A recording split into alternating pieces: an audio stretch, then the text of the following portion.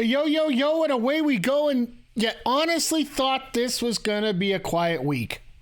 You know, we got Christmas shopping going on. Well, by the way, Christmas shopping on our merch store will be actually absolutely spectacular. Exclamation point merch. We got tides of great joy going around. We got Christmas activities, Christmas specials. We got tons of stuff going on. And WWE's got to start pulling crap. Like, we got three different items that are coming up this week that are absolutely flooring me in the WWE as we're going into the AEW Dynamite special tonight. I'd rather watch the wrestling. By the way, hi folks, Mike the Ref here. It is December 14th, 2022. Winter is coming. Well, somebody ought to clue into AEW. Winter's already here. But if you technically talk about a winter doesn't come till next week, but hey, whatever. Yeah. News coming down the pipe this week from, it's just like pew, pew, pew, pew, pew, pew. With all this craziness going on here. Where to start? I think the most normal and the most, for lack of a better term, expected thing to happen here this week. Matt Riddle gets checked into rehab because of a failed drug test. The drug policy of WWE comes into question, which I hope it's like this. Like, I know the old one used to be 30, 60, 90 gone. I like this better. 30, rehab, gone. And if you don't want to go to rehab, you're gone. Like, Tony Khan's gone by this. He's like, if you fail a test, well, look what happened with Jeff Hardy. He's going in to get the treatment. He's not getting back in the ring until he's good. And Tony says he's good. So I'm more than happy in what both of these companies are doing when it comes to this. And Riddle just ain't right somehow. And then, yesterday we just get this big flash that comes up. Vince McMahon wants to come back to WWE. Like, what the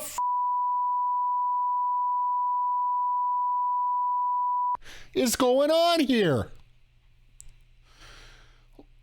Like, seriously, if Vince McMahon comes back, not only is that stock going to tank harder than teams trying to go for Connor Bedard this year in the NHL. Shout out to anybody that gets that reference.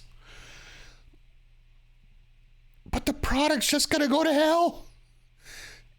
The product has improved so much more ever since Triple H has taken over, since Steph's taken over, since Nick Khan's taken over. It's not perfect.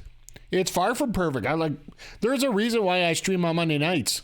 It's not just because I love all you, which I do. It's the fact I can't stand 3 hours of Raw right now. Like, Vince McMahon has all the power to come back into WWE. And yeah, that scares me. Essentially what he would have to do is basically he'd have to fire everybody on the board of directors, replace them all, and replace his entire... Well, all the creative staff will get replaced regardless if he shows up again. So I pray that it's not going to happen. I pray that we're not going to see it. And if we see it, I'm just going to go nuts. Like, what the hell? It just drives me through the roof that we're getting into situations like this where Vince's, I'm paraphrasing here, of course, because I don't have the port. You know me, guys. I'm not that organized. I don't have everything in front of me. There's reports coming down that he was told he's getting some he said he got bad advice and that this whole sexual misconduct thing would blow over. No! These things don't blow over anymore. You got blown. That's enough of a blow to you. It's not going away. Like, really? Like, how crazy are you right now? Like, Vince, I get it. You're bored at home. Find another hobby. I know you might not like the product right now, but a lot of people do. Then one that's been on the back burner is there's some talk of some dissent, not really dissent, but upsetness in the back of the roster here that a lot of these talents that have been re-signed have been underperforming.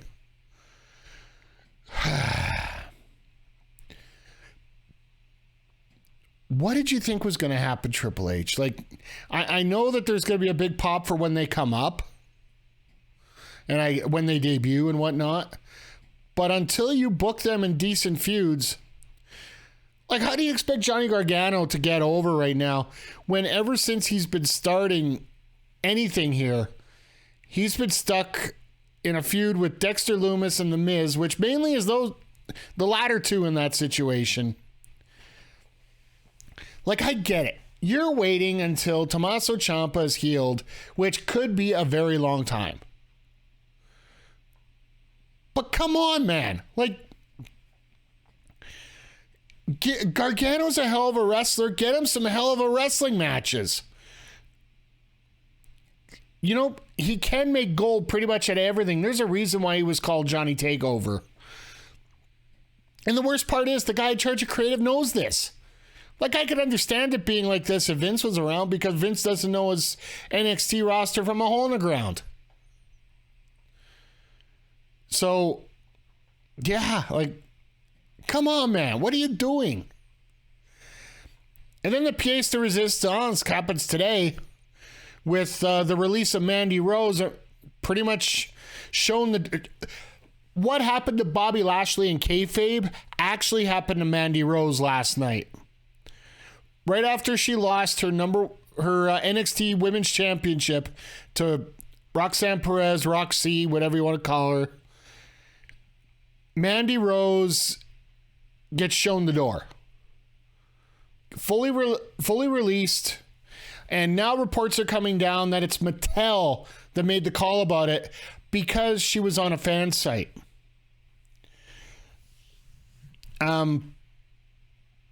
One thing I've learned from wrestling, and I put a tweet about this earlier. You always have to remember when it comes to wrestling, these promoters are out to make money. If you're going to make them money, you get more latitude. And I'll say this about 95% of the promoters, whether you're dealing with locally, whether you're dealing with nationally, whether you're dealing with internationally. These promoters are out to make money. If you're willing to make them money, they're willing to sort of turn a blind eye to certain things. And in NXT, Mandy Rose was making money. But then Mattel comes in, one of the biggest sponsors that they have, because let's face it, Mattel dolls, Mattel action figures and all that stuff. It's pretty big revenue driver for them because Mattel sold outside of events. I'll be honest, when I go to shelves and take a look, I don't see that much Mattel merchandise for WWE, but hey, that's in Canada here, but I digress. Mattel said she couldn't have her site based on what she was producing on there. So Mandy's like, whatever. And the one thing I find funny,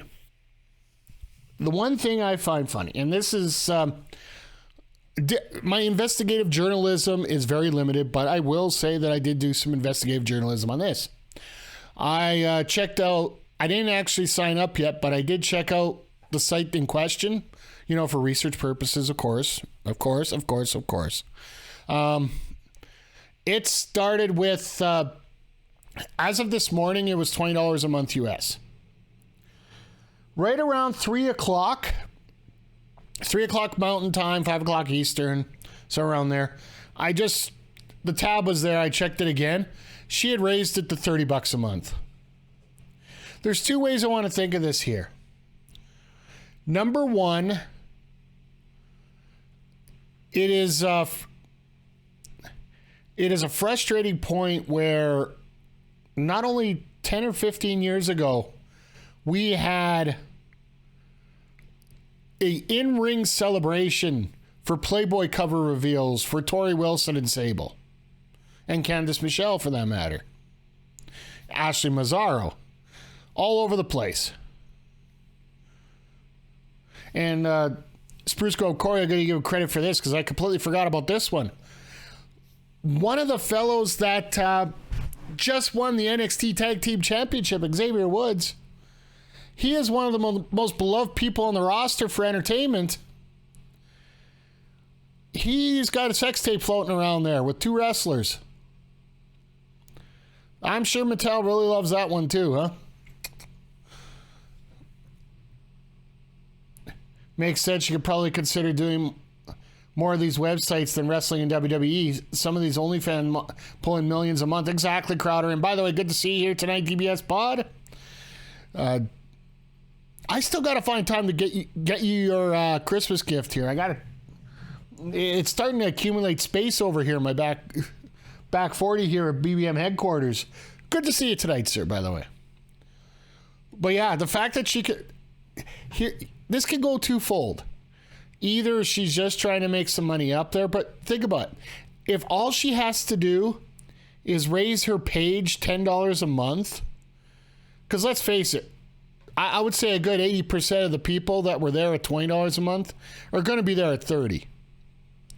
As long as she keeps pumping out the content. And the one thing about these fan sites, OnlyFans allows nudity. These fan sites like this and Brand Army and all those, there's a no nudity policy on all of them. So, there's nothing over the top there. And it just fascinates me that we're living in a situation here where, and Ed Freeze brought this up. Shout out to Ed and Astrid, who just had a emergency session of taking over on the OLE channel and Astrid's channel just to talk about this. The fact that she could make her money that quick as well, how little money is she making if she could raise it $10 and just cover everything? It's tasteful nudity with her hair and angles covering everything too risque. Exactly. You can't show anything. You can make people think you're showing something, but you can't actually show anything. Which, you know what? We've seen worse put up on TV in a typical evening. So, I don't know. I don't get it. I really don't. You especially from somebody who is in a faction called Toxic Attraction. Like, her gimmick was to be sexier than hell. The fact that she is showing off the fact that she is sexier than hell, I don't know, maybe it's just me, but maybe those two,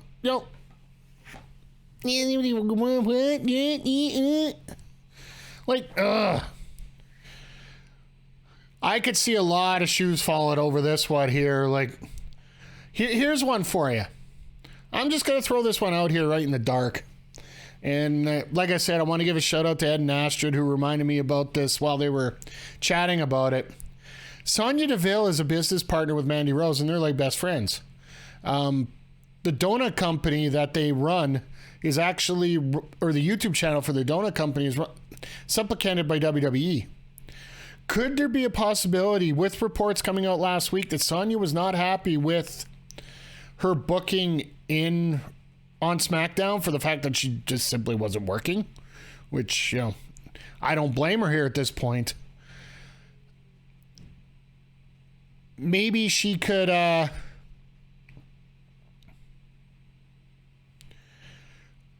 be quitting as well. That's something that that'll surprise me if that could possibly happen. It's because it's not WWE sanctioned and Indies making... Exactly. Like I said, I don't know if you heard the comment that I brought up at the beginning here. Whether you're talking about WWE, whether you're talking about AEW, whether you're talking about any promotion, whether you're talking about local wrestling, if you are making them money, they're willing to let things go. Mandy was not making them money. She was making herself money. So they don't give two craps. If you're making money, they want to make money. And if you're not going to provide them an opportunity to make money, then you're not needed. And that's the ultimate thing what happened here. It really sucks that they ended the title reign this way. I don't feel bad. Well, I don't feel bad to the fact that it's Roxanne Perez who got the title. I'm going to be a little disappointed that that's how the title reign ends.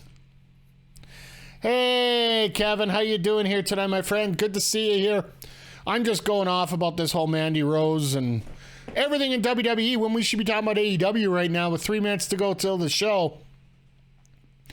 We're looking at this situation here. It's just absolutely horrible. Alive, breathing, waiting for cake. Hey, always good time waiting for cake here.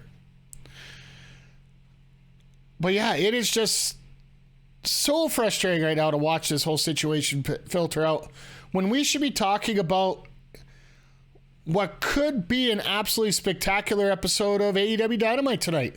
It is winter is coming. We got 5 matches technically scheduled on the card right now.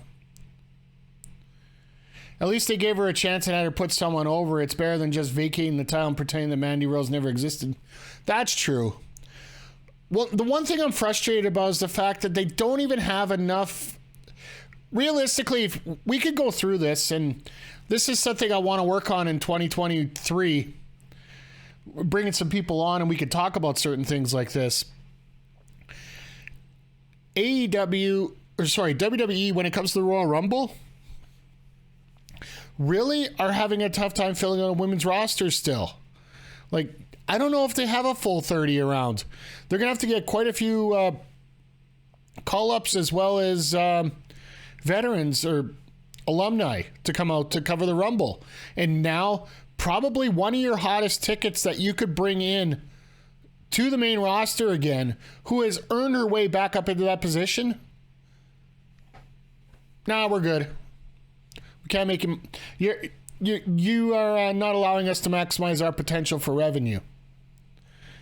They're making $1 billion a year off of TV, and I get it. Mattel is a big sponsor, but at the same time, like I get that they're there to maximize revenue, especially with Nick Khan there. But come on, guys. All right. Well, you know what? Let's talk about what's going to happen tonight. You want to talk about somebody who got out of WWE and is going to get featured tonight on the show? Ruby Soho is making her return to Dynamite tonight, taking on Tay Melo. We also got the double title match, I guess is the best way to call it, with MJF defending the Dynamite Diamond Ring as well as the AEW World Championship against Ricky Starks. Shout out to Adam, and thank you for the tweet there, my friend. I do appreciate having you here. Make sure anybody in the chat, make sure you follow Member of the Game. Kev, I didn't put 2 and 2 together. Everybody, let's get some emotes in the chat for Kevin here for his birthday. Hey, Zodiac, I did quickly see your Discord message. I will hit up that link when I'm done here tonight, so... And there's the pyro. Okay, we're syncing this up. Timing's a little off today because I started early, because if you guys missed it, do yourself a favor, get back into the VODs before we start. I went on about a 20-minute rant about WWE and everything that's gone on this week. For a quiet week in WWE, they had 3 things happen this week. So, it is absolutely insane. We got Vince McMahon wanting to come back. We got... Oh, thanks, Kevin. I'm going to get to that. We got Vince McMahon quitting or wanting to come back. We got Matt Riddle getting suspended for a substance violation and the whole policy of their substance violation getting fixed over. Whoa! But I'm better than you. And you know it. Zodiac! 11 months. Still here and looking forward to next month when it's a full year. Thank you. I do appreciate it. Oh, and we're getting Death Triangle versus Elite right off the bat here. And then also this Mandy Rose stuff like we were talking about. Oh, geez.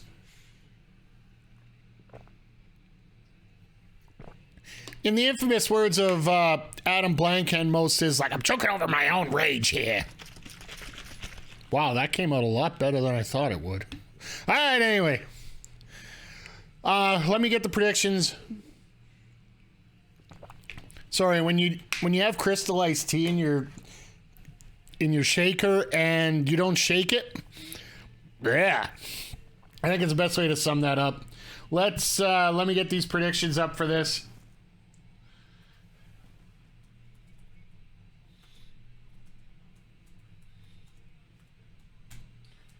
Elite with 1 and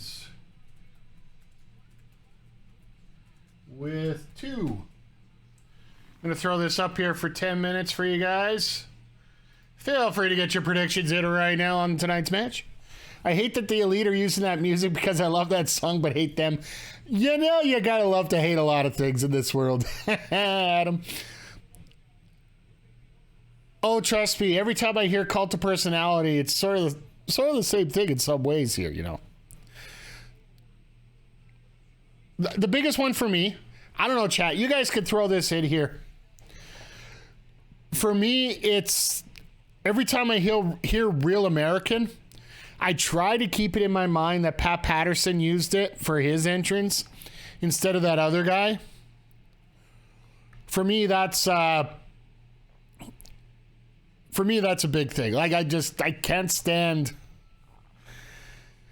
Now that I know more about Hogan than what we did before, I just can't stand him.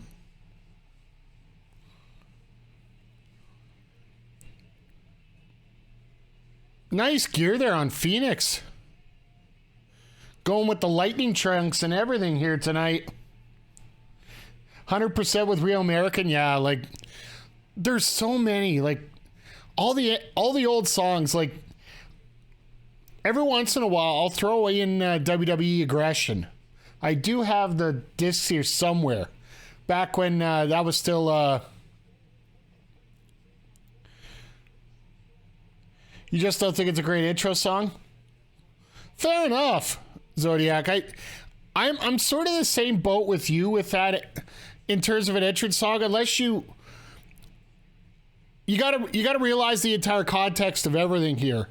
That actually came back from the Bucks because that's what they ended up using as an entrance song way back when they started in the backyard and all that. And that's why they're using it again.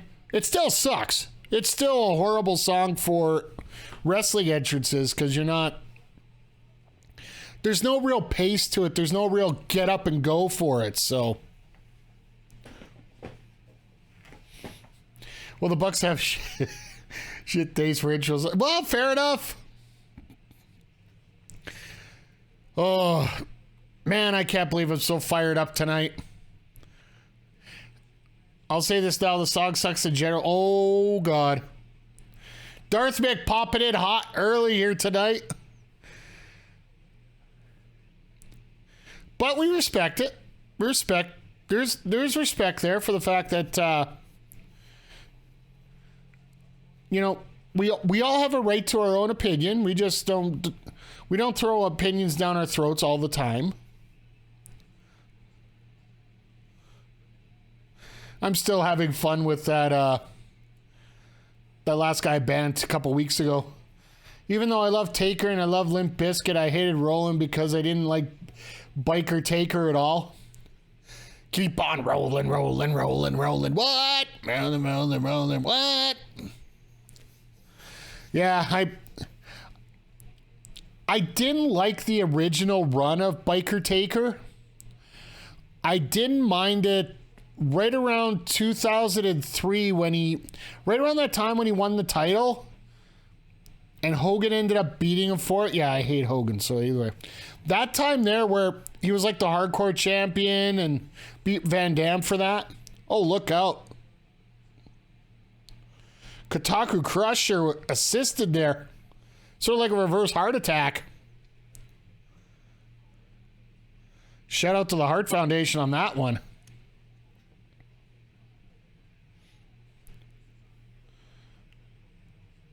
Huge Taker fan. I actually like Biker Taker. He and Kane versus the two-man power trip was awesome. That one I'll give you a good pass on. Like I just think the gimmick actually hit its edge right at that time where he turned heel. Right when the way he turned heel, I absolutely deplore. It's funny. You're just waiting for this big spot here where Matt and Nick are gonna go crazy in Omega over the ropes of this flashy stuff, but we're so used to this already. It's actually pretty funny to watch here. Didn't Biker Taker happen because he wanted it? He would have gone to WCW if they didn't agree. I don't know personally. Well, he knew that he had to change the gimmick. Because let's face it, at the pace that he was going with that mortuary gimmick and the way that things went with that gimmick and the darker they went, I'll be frank, as soon as he started hanging the boss man, that's when it started to you start looking at that gimmick and you're like, okay, where could we actually take this? And it's not far. So in my opinion, it was just a necessary change. I didn't necessarily like the change how they did it in terms of bringing him back as somebody alive. When you're already dead and and then all of a sudden you become somebody alive. Like for me, that's just ugh. Oh, and Darthwick, thanks for the resub, man. I know the alert didn't pop up, but I can see it just came up on my screen here. In the text chat, I get a little notification, little signs on here in the little Twitch chat here as we're going along. Want to thank you for the support once again. But that Kane and Taker versus the two-man power trip, right around the time where Austin and Triple H won the championships there from them. Like that winner take all match, I actually really enjoyed it. I actually have the DVD in behind me here of that. Yes, I'm old enough to have DVDs, folks. So I have actually a whole. Well, that whole shelf you can see right behind me here is all DVDs of wrestling shows. The everything you see there on the top two is indie wrestling, and the bottom three are all WWE. And I got 2 boxes of VHS somewhere here. They're too big. I'm not leaving them out that far.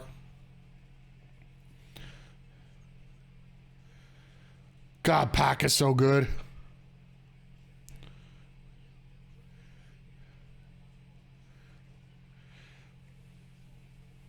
But myself personally, like, that Biker Taker gimmick needed to be a heel more than a face. Especially first, because that brought up from the Rides of Hell, the evil Taker going off. I just think it would have been a better way to introduce him back in here. If you were in 2020, you definitely could, because you'd be augmenting the fires in behind him, right? So, got our first picture here. Pretty decent match so far. Nothing in the Attitude Era that would never have been a hero. Yeah. Well, Ghost Rider, everybody, well, that movie bombed about as bad as Sonic Frontiers did, so. Taker Hardy ladder match was fun. Yeah, that's the one, that was right after Taker won that championship off of Van Dam, the Hardcore Championship. Oh, Taker would never have been a heel. Okay, yeah. Well, he found a good way to become a heel during the Aggression Era there. All he had to do was shove Jim Ross's ass into Jim Ross's face into Vince McMahon's ass. So I guess it don't take that hard. It took one simple line. You think you're better than me? I remember that promo very well. But yeah, I'm glad we're going to get to see House of Black in action tonight. We're going to see Jericho tonight, which really surprised me, to be honest. I don't know how many of you guys in chat have watched Final Battle yet. I haven't. I do plan on watching it. I might even watch it tomorrow morning as I'm getting things straightened out over here. But hey, JJ, good to see you back, my friend. It's been a long time, and I'm glad you're here. No way the House of Black match goes 5 minutes. I'm not even going to give it 3. Like, that's going to be one of those clean up and go matches. Final Battle was good. Yeah, I've heard nothing but good things about Final Battle. And the fact they had so many title changes on there. I'll be honest, the dog collar match might be a little bit too much for me, but like, I'm not a very good guy when it comes to that deep violence like that. But hearing about Castagnoli becoming a champion, Wheeler Yuta becoming a champion, Joe's still a champion. He's still going to be on both shows. So that's going to be, I think that'll be a positive, having them both on the TBS and the ROH show. And there's your other news we should have been talking about earlier. The fact that our ROH has now gone into full-blown TNA 2001 mode. With Honor Club being the home of the ROH show coming up here in the new year. I'm assuming they're probably going to do bulk tapings and... oh, Jesus. You know, I get why Adam hates the Bucks so much. I really do.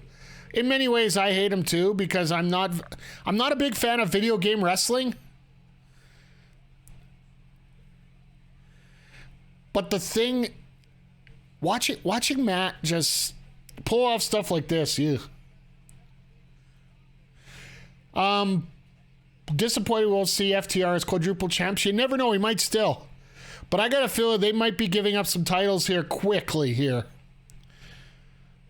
There could be a chance he goes back. And Adam, as for the ROH TV show, they've since they don't have. They weren't able to get a streaming or a TV deal for Ring of Honor yet. So the best way to do it, produce your show, get it out there, and see what happens. So at the post press conference for Final Battle, they... Whoa. But I'm better than you. And you know it. Jaeger, 8 months. Damn it. Wow, thank you. I appreciate it. You guys are just flying in here with the subs tonight. I am truly thankful. Thank you very much. I got some interesting things coming up on the stream. I'll talk about that near the end here for you guys, or while we got a break here.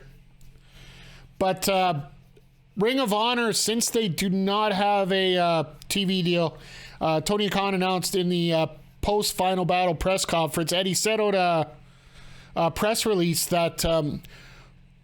Ring of Honor will now be available on Honor Club, which is available on the Fight TV app. $9.99 a month. You'll be able to access all their TV shows as they get released. And all Ring of Honor pay-per-views will be on a 90-day suspension. Like, after 90 days, it'll be on the Honor Club. So...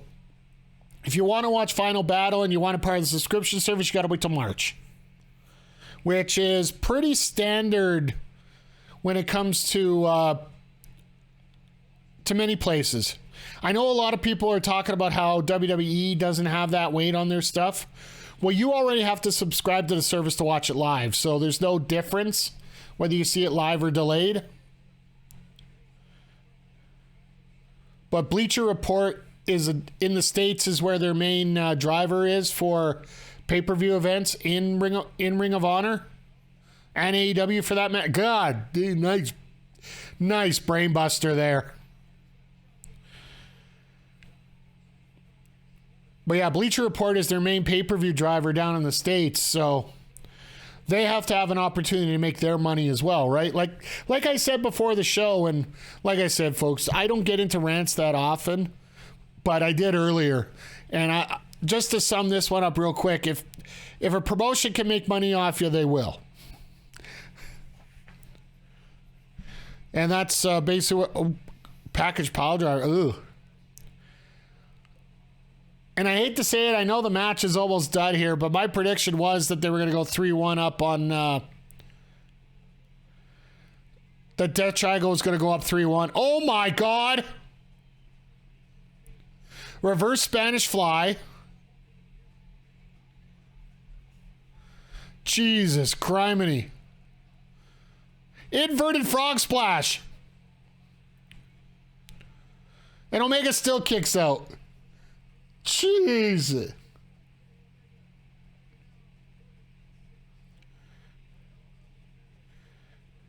And here comes the Black Arrow, which nobody kicks out of.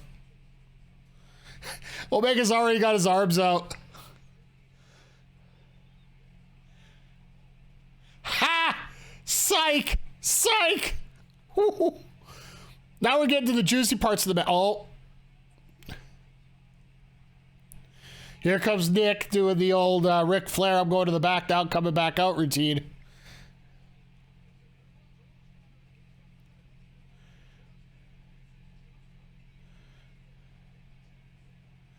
Now does Kenny actually make that tag?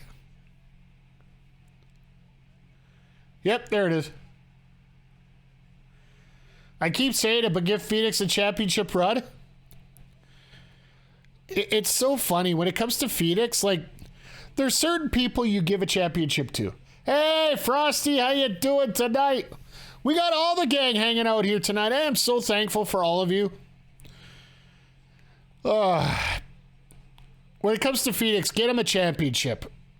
Does he need one? No. He's one of those, like, Undertaker never really needs one, right? That walk down the aisle is the most I've seen one of the Bucks sell. Exactly. He used the hammer on the knee. Oh, wait, we got the hammer again. Now the knee bar. And this is going to be the tap out. And this, there it is. This actually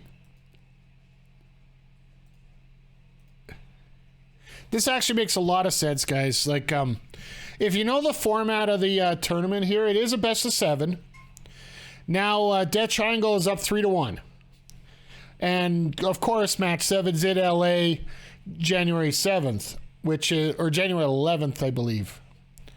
It is one of their biggest shows of the year. We got some speculation about who's going to be in there, whatnot. FTR is more believable. Oh, JJ. Adam's not saying that that was done well. That's just how bad they were overall. And yeah, the Bucks never sell anything.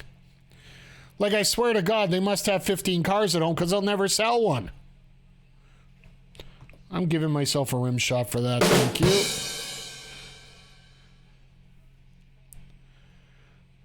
Oh, there's a sign in the back. Zelda's better than Mario. Adam, you guys see that? Fire it up the chain. These fans are coming in hot tonight with the takes too. That Carlisle was solid. Yeah, well, that's a lie. Oh, here we go. I could see oh.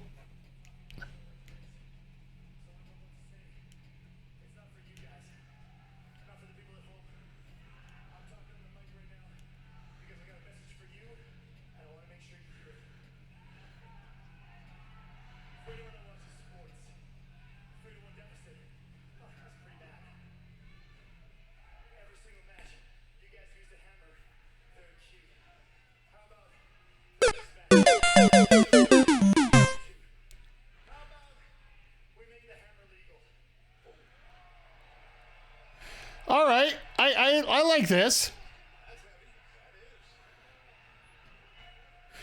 Why hide it?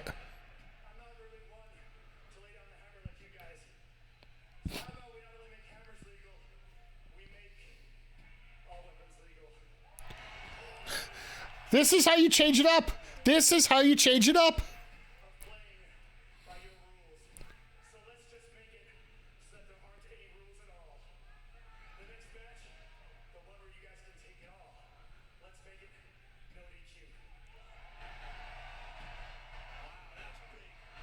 Well, I guess that's actually going to be the... That's going to be fun next week.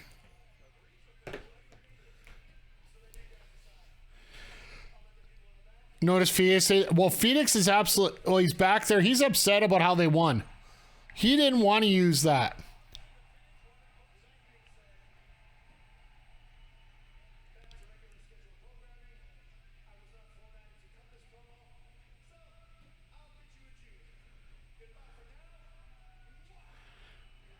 Ha!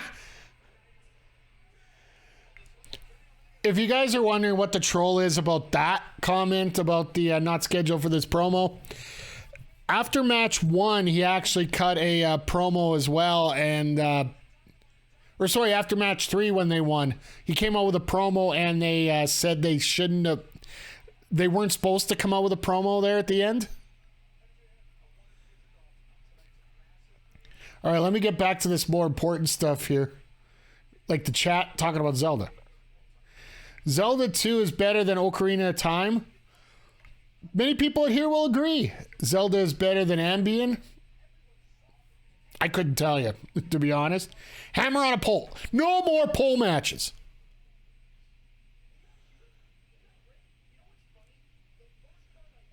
Please make this MJF promo short.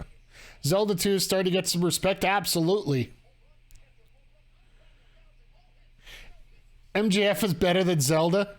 Oh, there's a spicy one. I'm just gonna go that way for that one.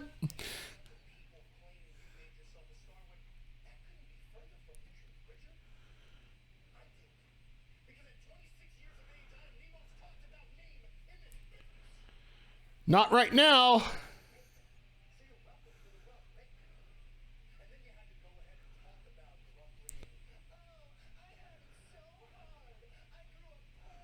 So while MJF's going off on his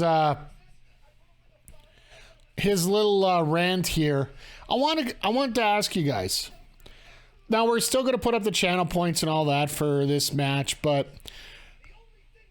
how do you think?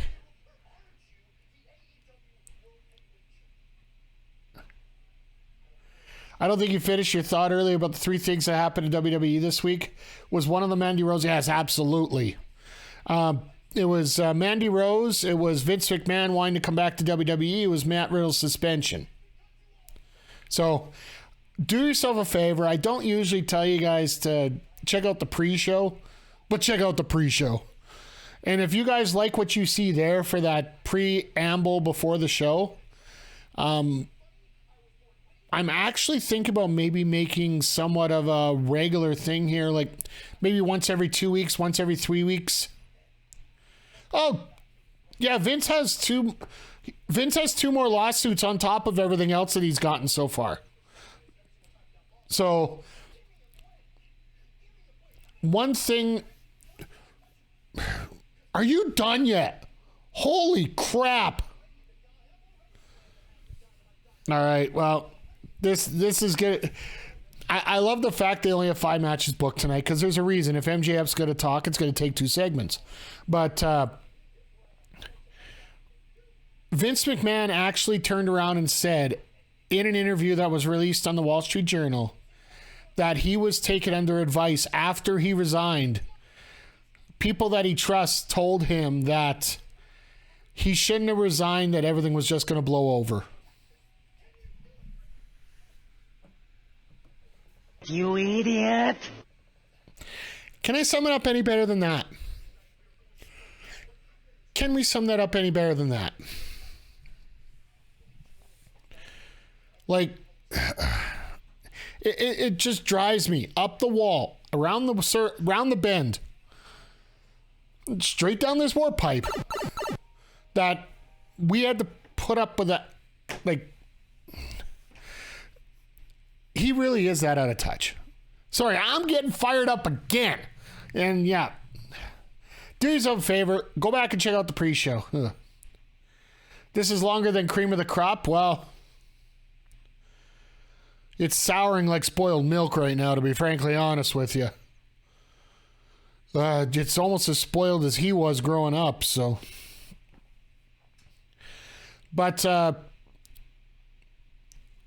I'll say this, like, getting off that topic, get back over here again. AEW tonight actually should be a pretty decent show. Like, this one, it was pretty decent, like, decent finish. They're using a hammer again.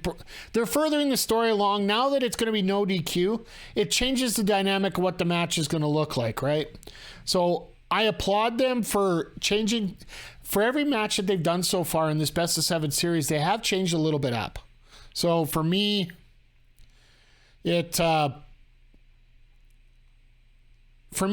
the same bland match for a good 25% of each match. When you're dealing with the same people, you're going to get the same stuff come in just different orders, right? It's video game wrestling at its finest. But here's a question I have for you. You know how I always go 16 ways from sideways when we get into our discussions here. What are your thoughts? I'm voting for the Triple Cage and Do match, by the way, Darth Mick. In regards to your comment there, it's going to be a ladder match to end it, I think. It's in LA at the Kia Center when they get to match 7. So you do a ladder match in LA. I think there was a famous one during WrestleMania 16 that was there. So I want to ask you guys, how do they is there a way that they can book Ricky Starks to lose to MJF or not get the championship tonight from MJF, but still look pretty strong and going out? I want you guys to think about that a little bit. Throw your thoughts in the chat about this. I got a theory behind it, but it's a little bit crazy. Bleeds into a little bit of WWF history, but I'll save you some time for that there. So, 30-minute draw. Jaeger. The one thing I do know is the fact that AEW title matches are 60 minutes. So 60-minute draw, there's too many matches booked for that. So I'm going to rule that one out. But I like the idea about that. This is MJF's first official title defense, so that's also another thing we got to put into consideration.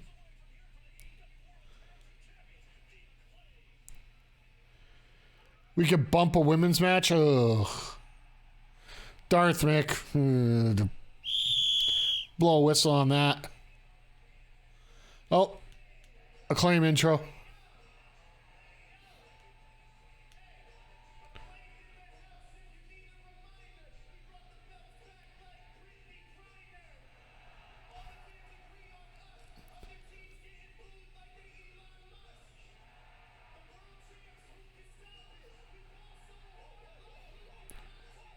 Oh. Sanjay in with the little cheap shot there. I like that. Uh-oh.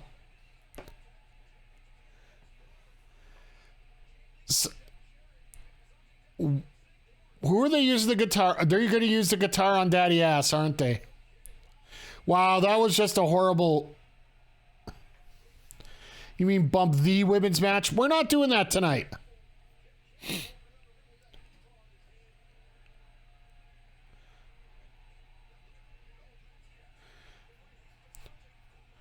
Just started back up for you.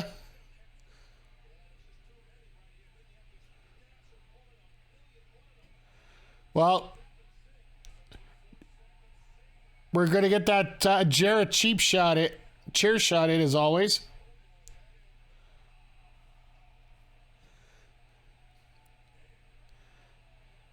That's like having the Jake the Snake at having Damien thrown on your chest here, right? Right? That's the way it works?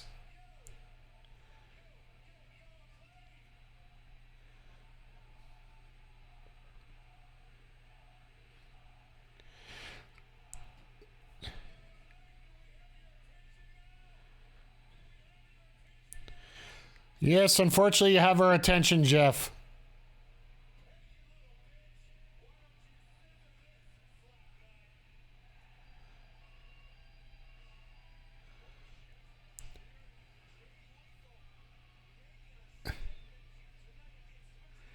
Yeah, that's exactly it. Messed up that FU, yeah.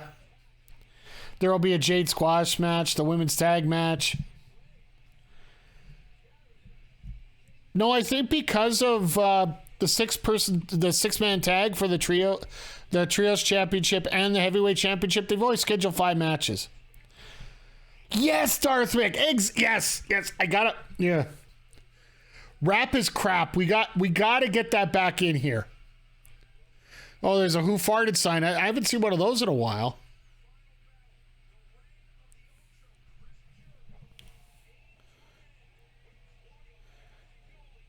So did you guys hear about the finish? Sorry, spoilers for the next minute here of Rap is crap would be money. I don't know. Are they going to show the tap out? They actually showed the tap out. Tony should buy the rights to the original version. I don't know if they'll actually allow that just because Kurt Hanning's the original singer of that. And he's dead. And WWE owns that.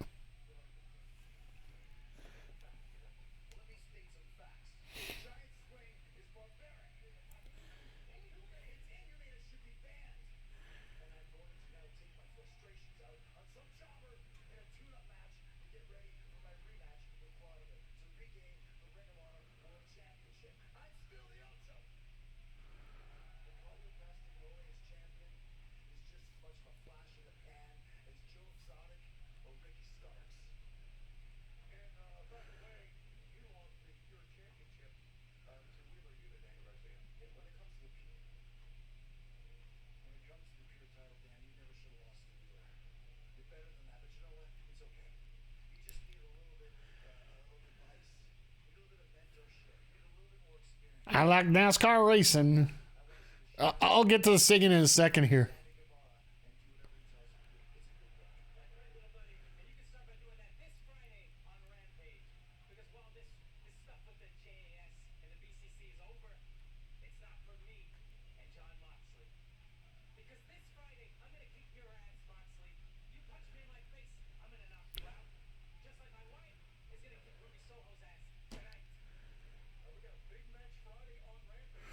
So we're getting Guevara and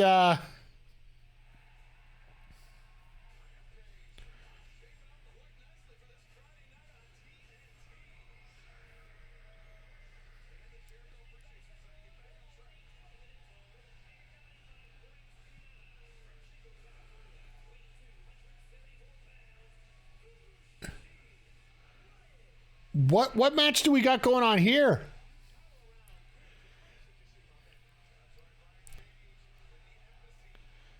Hey, Astrid, how you doing here?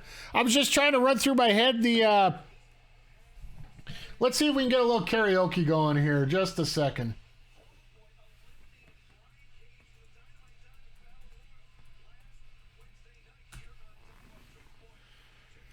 Here we go. I like country music. I like country girls. I like Willie Nelson, and don't forget about Merle. There's only one thing that I hate, 'cause it's a bunch of crap. I hate rap. I like NASCAR racing. Rich Petty's still the king. Yeah, they call me a redneck, but you know that's a beautiful thing. There's only one thing that I hate, 'cause it's a bunch of crap. I hate rap. 'Cause there's only one thing that I hate, 'cause it's a bunch of crap. I I hate rap. There you go. If your speakers aren't broken, you just got your rendition of the words. Sorry I didn't get the poll in fast enough here. It's probably gonna go quick. Quality content here. Absolutely. That's what you come here for. It's, you know, the singing, the dancing. By the way, I'll give you details about that in a bit, but yeah, I was thinking Cage versus Jericho as well. Forgot what the card was aside from Ruby and Tay and MJF and Starks. This was unannounced. This literally was not announced, period. Cage makes me wonder if my life would be better with steroids. I think everybody thinks that. Quality content here. There you go. And it's such a great song.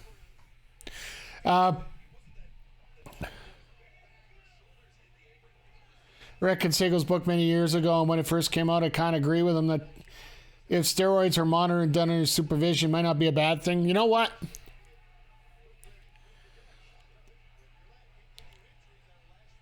Honestly, in North America, it wouldn't be bad.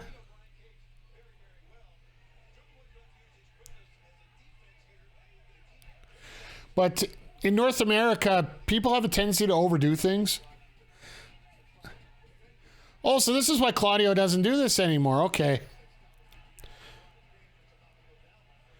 Because this was Claudio. Claudio used that move in WWE all the time, but Cage, I think Cage was the one to do it first just because, you know, look at him. Could be worse. Nothing was better than Sosa versus Maguire. Absolutely. I'll give you that one. I'll give you Moneyball too. Don't forget that, you know. Having a bunch of no-names win 20 games in a row.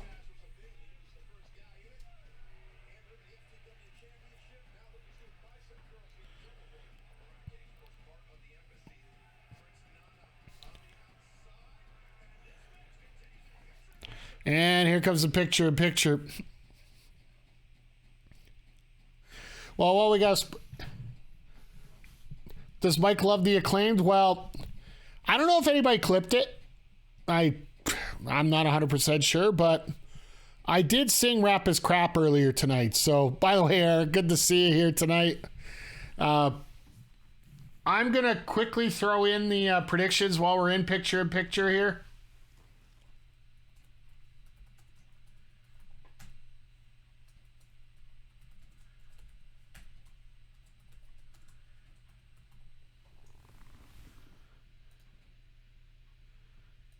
And a 5-minute there. Go ahead and get your predictions in, guys and girls.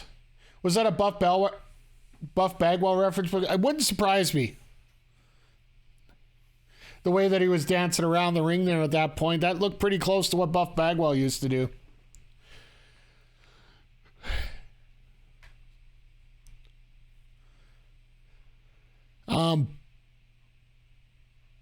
Now they're advertising the Winnipeg show. Tuesday, March 14th. So you're going to get that, and you're also going to get the St. Patrick's Day Rampage on that taping. So I love the fact they keep moving further west. Hopefully they can move a little bit more further west and, you know, hit Edmonton, Calgary, maybe Vancouver.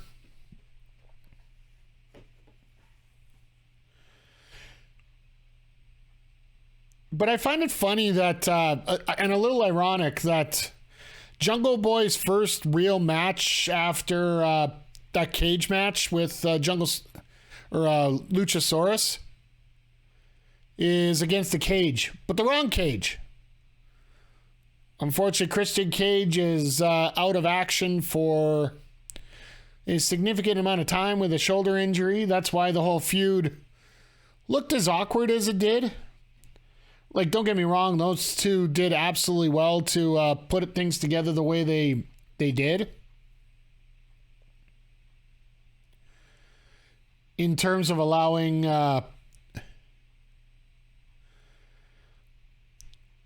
Jungle Boy to further the feud without having to actually put his hands on Cage.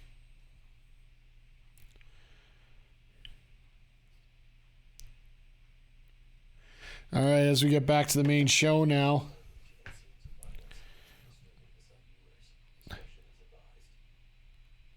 But it's going to be interesting. The next AEW pay-per-view is actually on a Sunday, so now that the NFL season is going to be wrapping up in about 6 weeks here.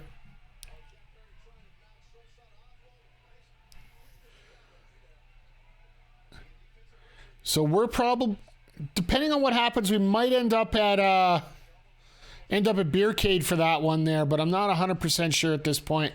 If not, we'll definitely be here with the Sidecast. But I'm actually might be doing we might do the preview show just as a remote, like we did here, like for the last couple shows.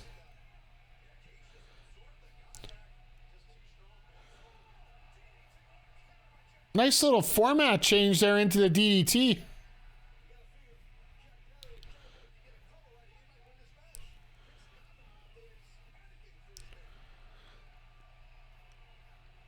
I'm sorry, I'm getting a little extra distracted here with the fact that it looks like Aubrey's wearing a hat. Is it just me, or does Aubrey look like she's wearing an actual little bowl hat on her head? I understand she just put her hair up that way, but I don't think I've seen that way before. Ow!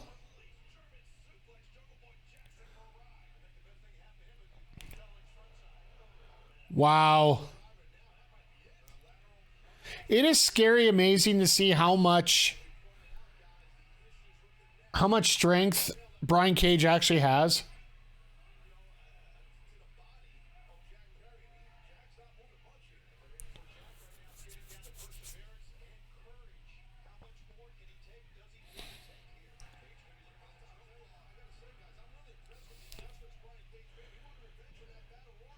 Oh, tried to go for...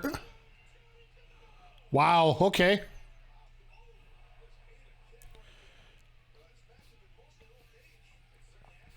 Cage is a beast. He's built like Bobby Lashley. Well, I would say so. I honestly think Cage is built a little bit... Well, there's a unique counter.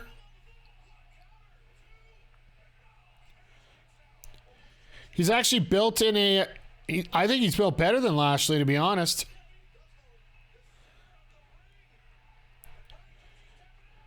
And here comes the rest of the embassy.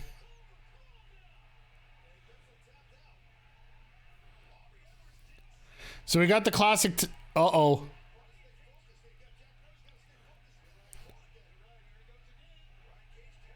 Or are they just going to do the conventional? Yep, there it is. Roll up.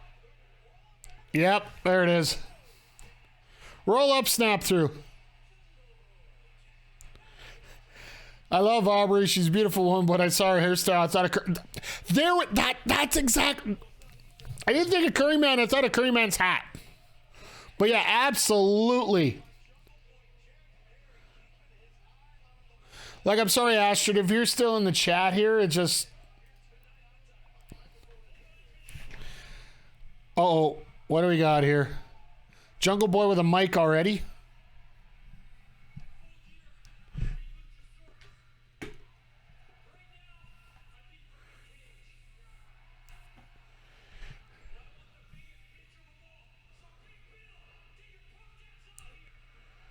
Oh, he's calling out Cass, who's known as Big Bill now. Or William Morrissey, sorry, whatever we want to call it.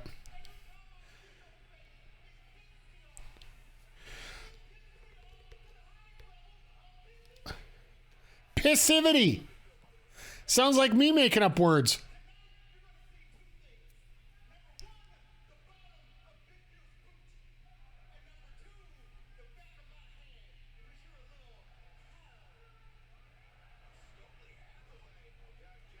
Why is Stokely... Oh, here we go. No, Astrid, I was just thinking of somebody here who actually has, equivalent amount of hair that Aubrey does. Just wondered if you ever put your hair up in that kind of format there like that.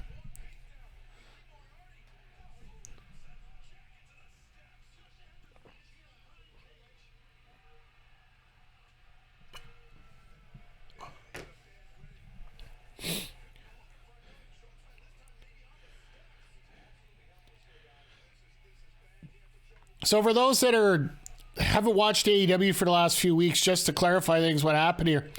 Last week with the Dynamite Diamond Ring Battle Royal,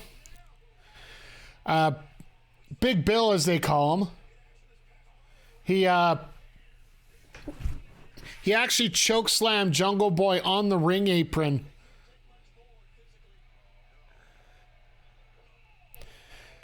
And that basically where that started this whole feud off here. Wouldn't mess with Big Bill. He's 7 feet tall and you can't teach that. Oh, hello. Taz Jr. is out. It's Hook. It's Hook. We haven't seen Hook on Dynamite in hell. It's got to be at least 3 months.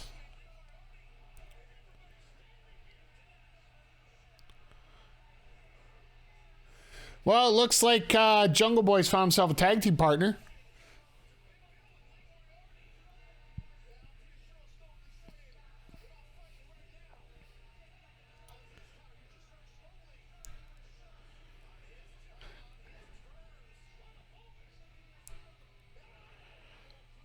We're really dragging on some of these scenes here tonight.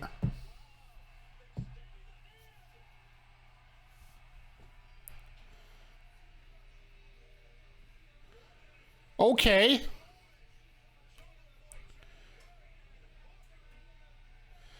Just don't choke him out yet. Wait till there.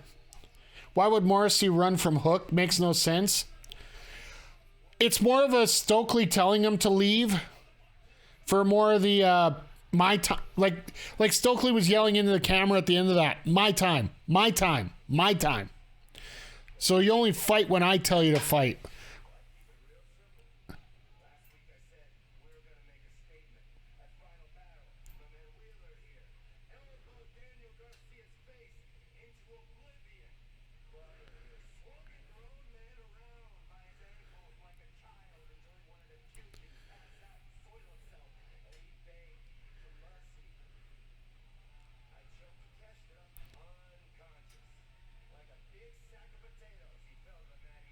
Still dumb they had the advantage. At least make me believe.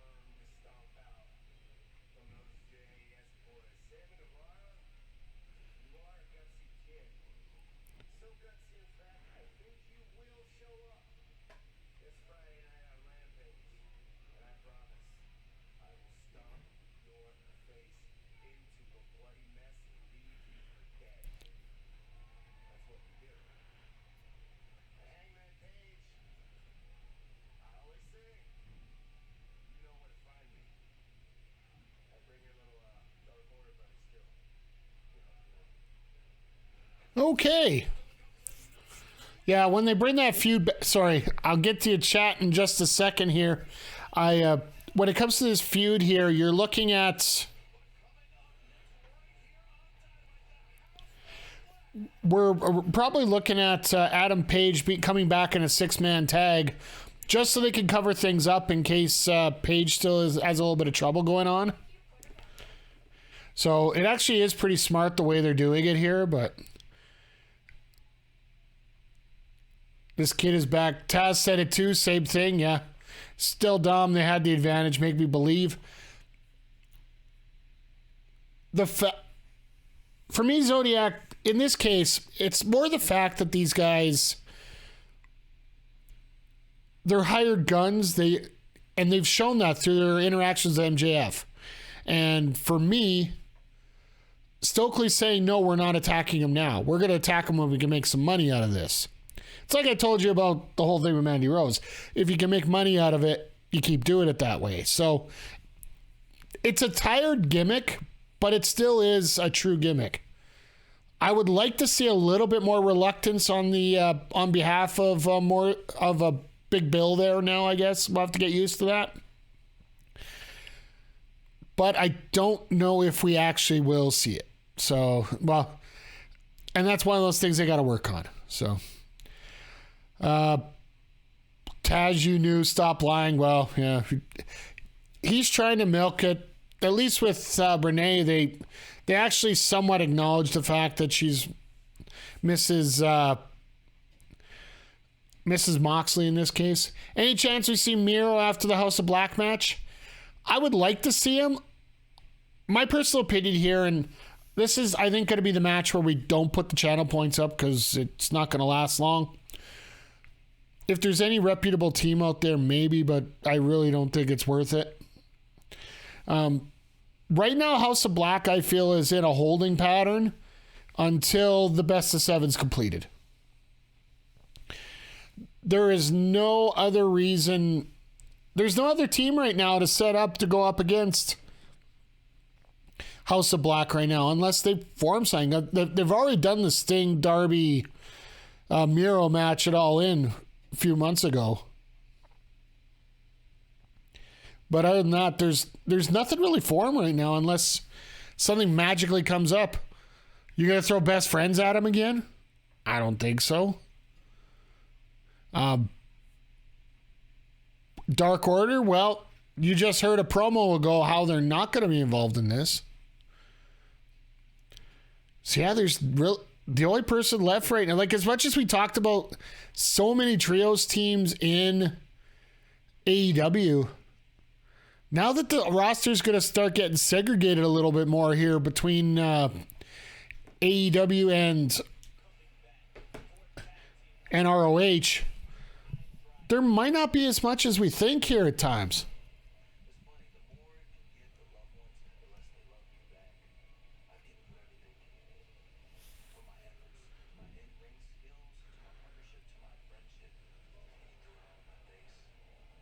I really love the story here of this match.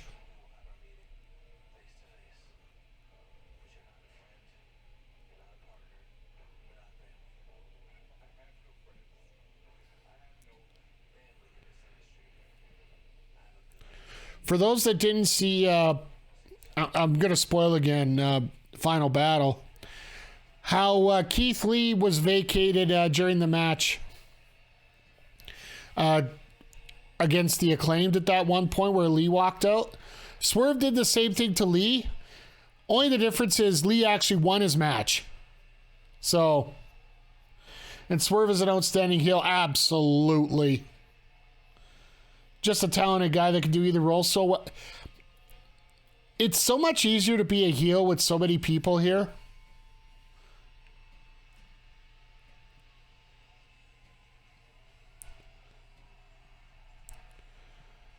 So they've changed up the entrance. Now it's no longer that, oh, look at it. Could you imagine this coming at you?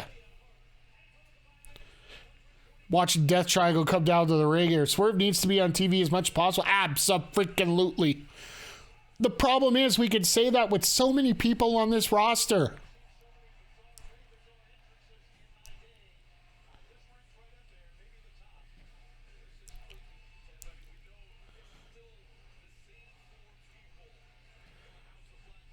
It's the same four people, but they just got really... Oh, yeah.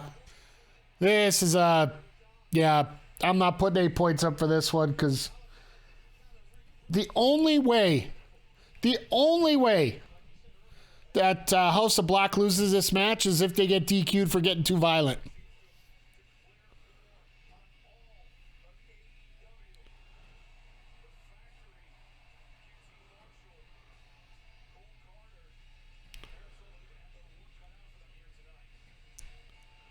Oh, it's the factory. Never mind.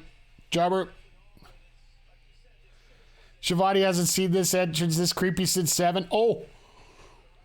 Shout out to Dustin Rhodes on that one, the one gimmick he does not want to remember. Two fun facts. One that's been known for a while, one that's just got announced this week. Fun fact, for the Dark Order, they never had a number 7. That was actually reserved for Dustin Rhodes. He was supposed to, when he was joining the Dark Order, they were going to set it up eventually. If they had Dustin join the Dark Order, he would be number 7.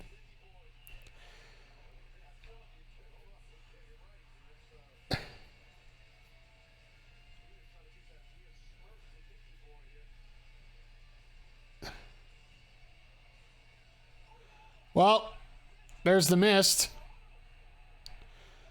Good thing Colorado wasn't wrestling tonight. And then the fact that you probably didn't know that was announced this week.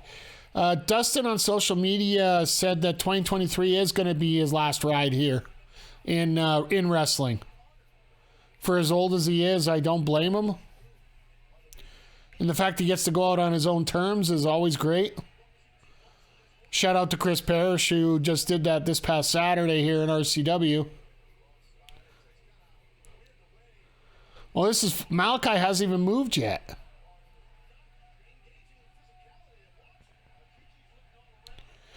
Oh, that did not go well. Well, QT's dead.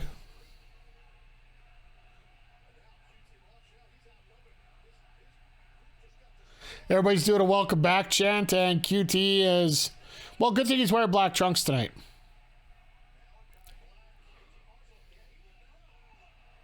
He went to go take his jacket off, and yeah.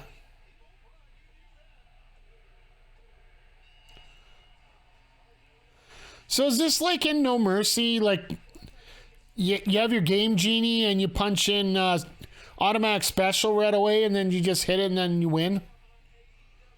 So I'm pretty sure that's what the equivalent of this is.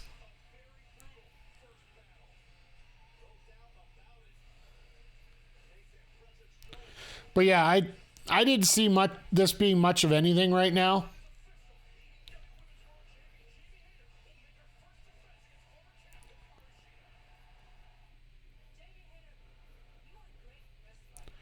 Okay, so we're getting Sheeta and Hayter. I gotta feel that's gonna be a pretty good match.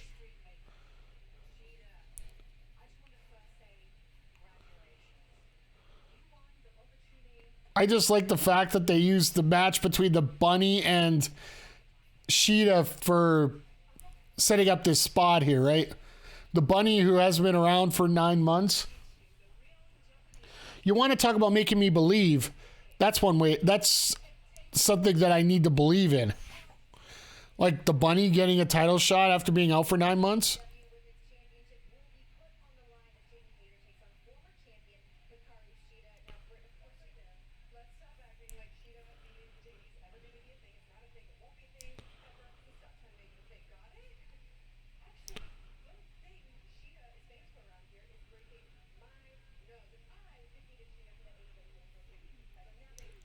Well, that's the AEW Women's Division. Touche.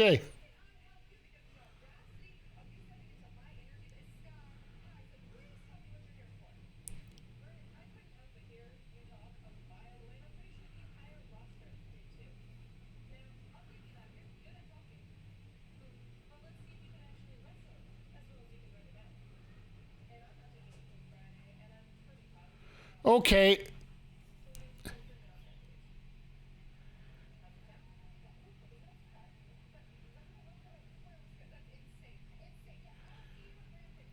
Okay, that was a very elementary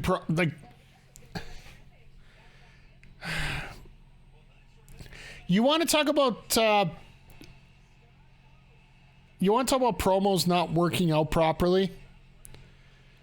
Anybody on that women's roster in AEW not knowing Britt Baker? That just... What?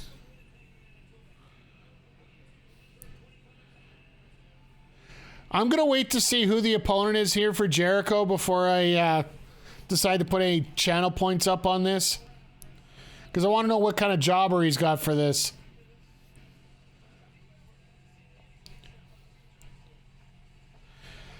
So, the big elephant in the room. And I want to ask you guys about this. Yeah, that was ugly. Can you wrestle as well as you talk to the former champion and standard bearer? Exactly. Somebody who is essentially one of the 4 pillars of AEW. Don't get me wrong, Sky Blue has to get on TV and she got to get a little more exposure. And she's a great wrestler. And I honestly feel that she is going to be one of those moving up, sort of like a Wheeler Yuta and predicting he'll be Danny Magic just as someone because he wasn't in the group promo.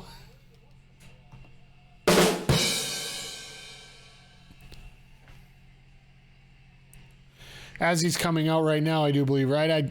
I've been talking to you guys. I wasn't watching. Oh. Yeah, no, it's a local competitor.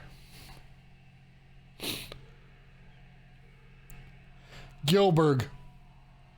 No, you can see the guy in the ring. He is a very local competitor.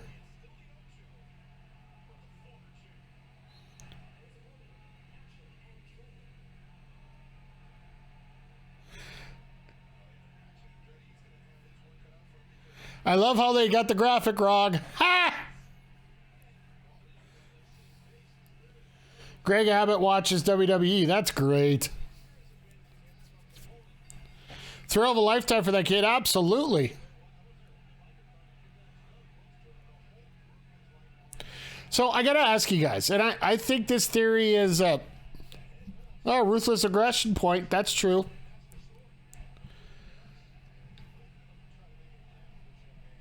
When it comes to the ROH World title match, you had the giant swing cause a tap out by Jericho. With the fact that Jericho is a sports entertainer, does it make sense for that to happen? Like, I think if it was anybody else on the roster besides anybody in the JAS, I don't think it would have worked as well. But the fact that Jericho lost the championship on a sports entertainment move, I think it was great. He'll be WWE champ in 8 years with Where Did They Come From video on YouTube out the wazoo. Nice. You never know these days.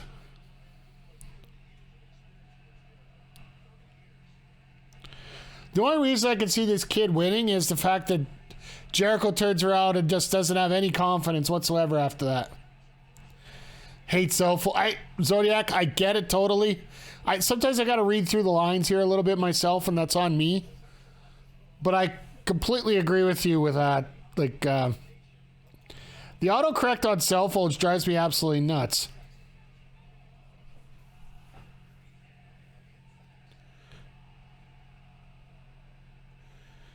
Now, if he's the Ocho, he should only be doing 8 clotheslines.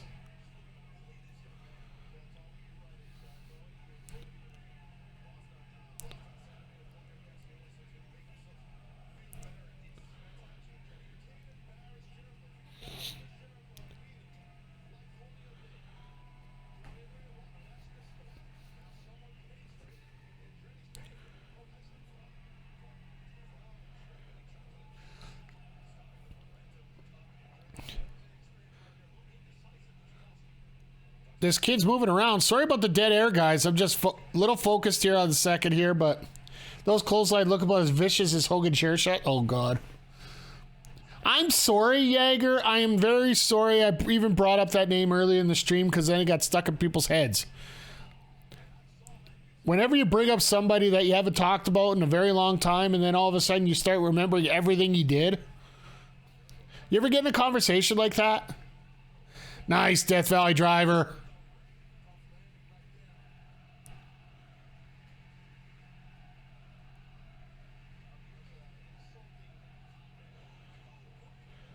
Okay, so he's going to pull him off the cover here. Oh, wow.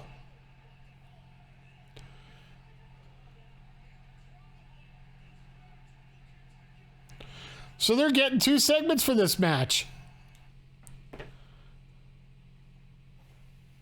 Gotta love it when local talent gets over a little bit here. This crowd's getting a standing ovation right now to him for that.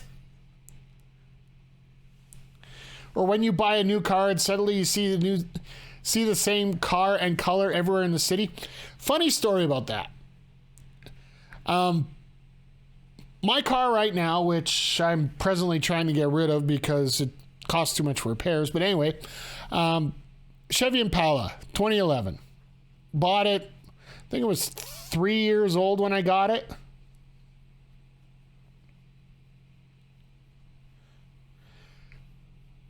And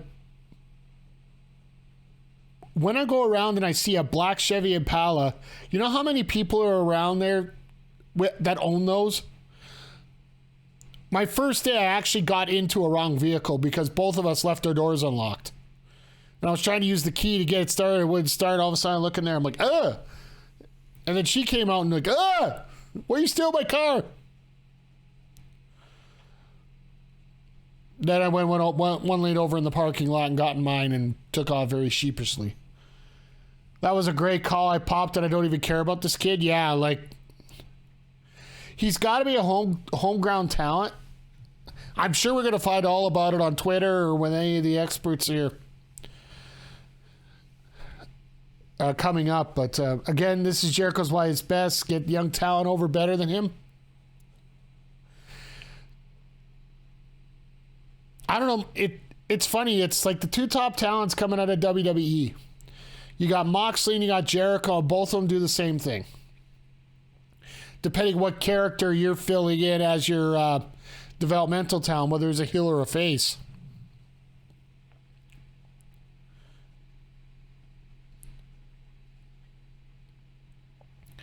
Because obviously Moxley's going to get a different... Moxley's going to give a different vibe, if you ask me, than Jericho, of course, because, you know, cocky heel, going to take out anybody, no big deal. And Moxley, just for the fact that he has to treat this person as serious as he does once he gets going.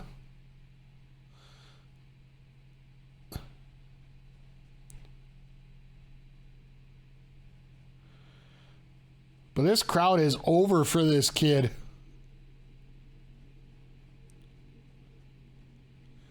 And Jericho's just finding a way to kill it every single time here.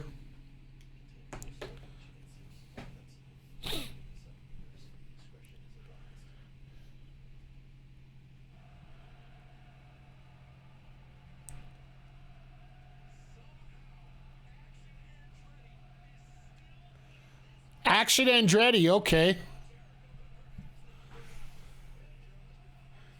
Jericho's the set, Moxley's a spike. Yeah, that makes a lot of sense.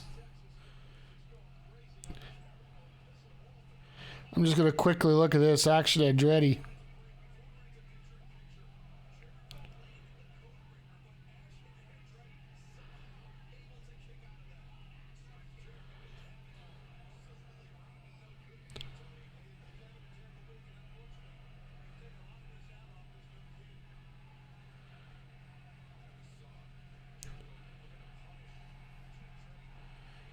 Action Andretti had a Philly. And began in 2019.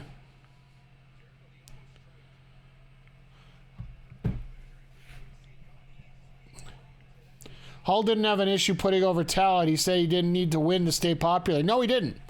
And that's what I was saying earlier. It brings back a fact I was talking about earlier here. We talked about getting Phoenix a championship. He's one of those guys that doesn't need it. He's an attraction.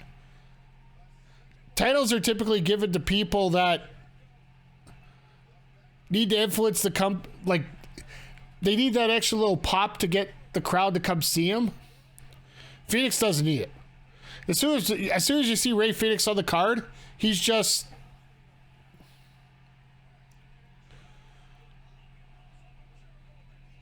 Damn. Andretti knows what he's doing here. But of course, here comes that spinning back fist. Or Judas effect. What?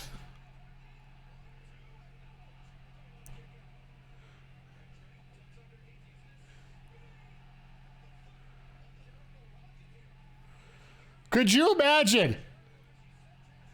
Now I should have put up the predictions for that one. Jesus.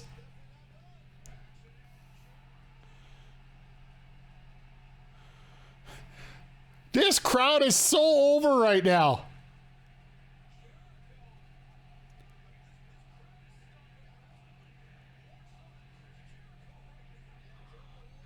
Spade Judas effect. Nope.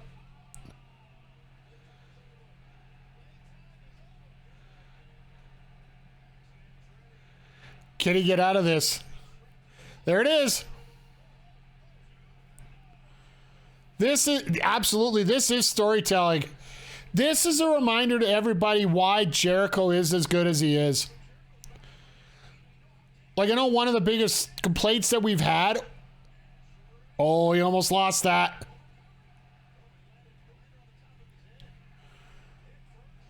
Wasn't the perfect DDT, but...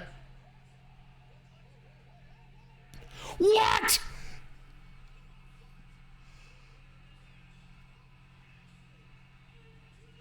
Oh my God!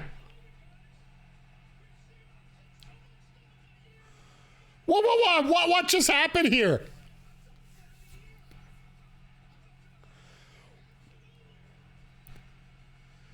Is this the start of the redemption arc for Jericho?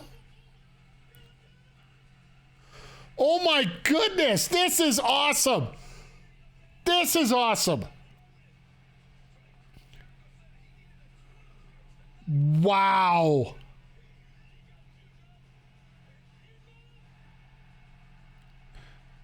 Action Andretti beats Jericho. So for anybody that thought that Action Andretti was going to win, I do apologize for not getting the channel points in because I didn't think this in a million years. Because there's always one match. Always seems to be a walk.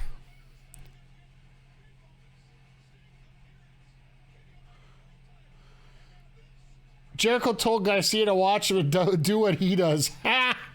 That's true.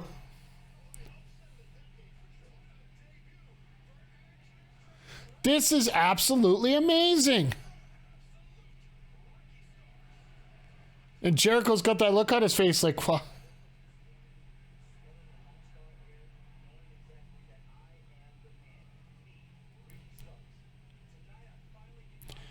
that wasn't that. I can imagine the internet blowing up here in about,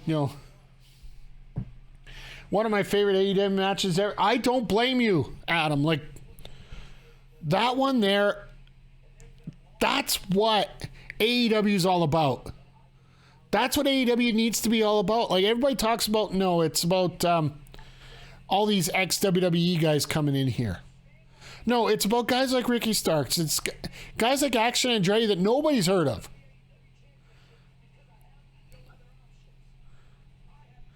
Were they also chanting, "You still got it" to Jericho? Well, after Andretti leaves, why not?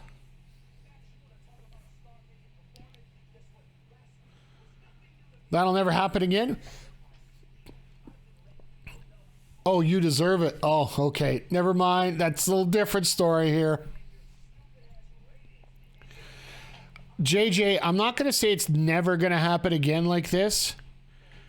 But this is one of those cards that you don't play all the time. If you wait a couple years and then use it again, it'll make people actually watch those matches a little more intently. And a match like this will get you to watch more enhancement talent matches on the show because you never know when this is going to happen. And I want to throw this back to one of the earliest Dynamites that we actually had here on the Sidecast. Back when Orange Cassidy defeated Kip Sabian during the commercial break in the picture-in-picture. You don't pull that out all the time, but you pull it out enough that people make sure they have to watch.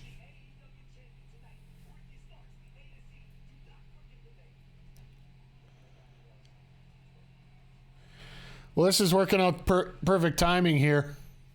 We're going into commercial break, and then we're going to get the women's match because it's that time. And then we'll probably go straight into the AEW title match, which will probably take about a half hour as we go along here. Still waiting for people to catch on the Dark and Elevation. I'll be honest, JJ, and I think everybody here can say this. Yeah, that's actually pretty ironic that you brought up the ruthless aggression comment earlier, thinking that it would never happen. Who knew? I had no clue. I don't think any of us had a clue what was going on here. But yeah, to JJ, to your comment here, there's just so much going on right now, and I would love to be able to spend more time to watch more stuff. Like, hell, do yourself a favor, guys. If you're interested in any Japanese wrestling at all, sign up to our YouTube channel for wrestling. My goal in 2023, I'll throw one out there. My goal is to get some of my backlog put onto the channel. I got like 4 years of unedited matches here locally, and a lot of good ones. So not only do we have that, but we also they also have podcasts on there covering Impact Wrestling, as well as Stardom and New Japan. They're always out there as well. So yes, JJ, I have 4 years of unedited content that I have to get out. Because, well, frankly, like I said, everybody uses you until you get to a certain point where you say no more. Whether it's a sponsor saying that you can't do it no more, or you tell them you're not doing no more. But anyway, saw on Twitter that was a 1-2-3 Kid versus Ramon moment. It very well could be. But here's the thing, and this is something I've been preaching from day one whenever we've done these sidecasts. I don't like to look at the storyline right now. I want to see what develops out of this. Are they bringing in, like, is Andretti just a one-time shot, or are they going to actually try and use this somehow? They have to start using this somehow. I will have to guarantee they'd have to. If want to give a shout out here to William T. McRobb on Twitter here, waiting for the AEW graphic to come up on Twitter from Tony Khan. I think storyline wise, you wait on that. You let this ride a little bit, let it go, and just we'll see what ends up happening here. But let's hope that Ruby doesn't break her nose in this match.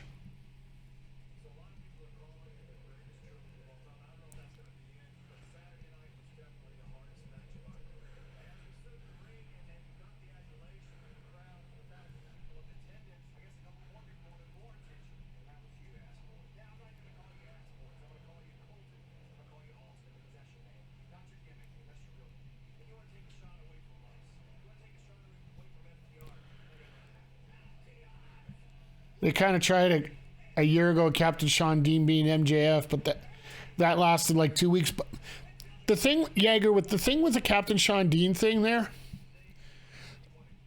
that was more to get Punk over than it was to get Sean Dean over.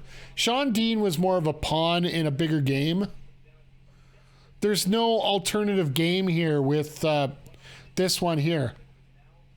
Like, if you remember, that beating MJF was thanks to CM Punk's interference, right? Because that's what ruined the winning streak of MJF.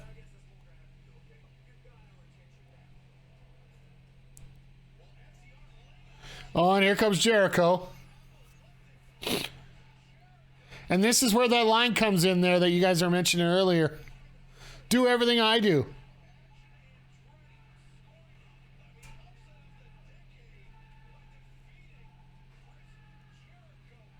Ha! There was a restrictor on there, so they couldn't shut the door fast enough. That is funny.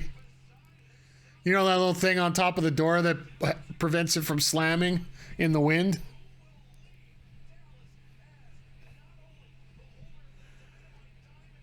Why are they wasting so much time here right now? Let's get to this.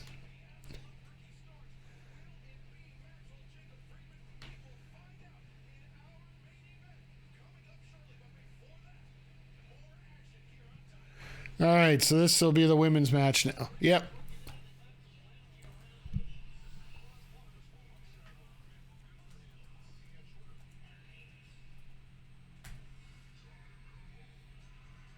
I got a feeling I'm with you on that, Jaeger. It's more of a Jericho thing than an Andretti thing, right?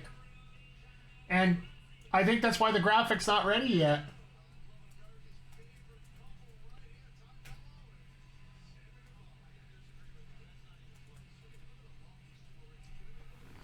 So, right now I could personally puke watching these two make out. Thank God I'm too busy typing. There's your chance for predictions, folks.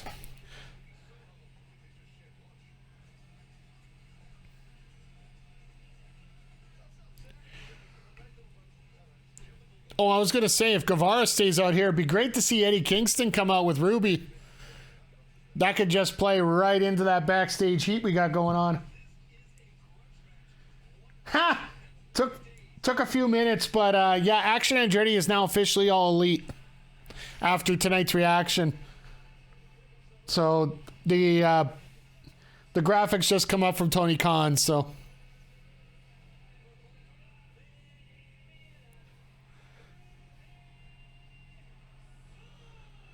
It really sucks that how Ruby broke her nose there and had to take all this time off. Like, it was at a point where they could really use her in terms of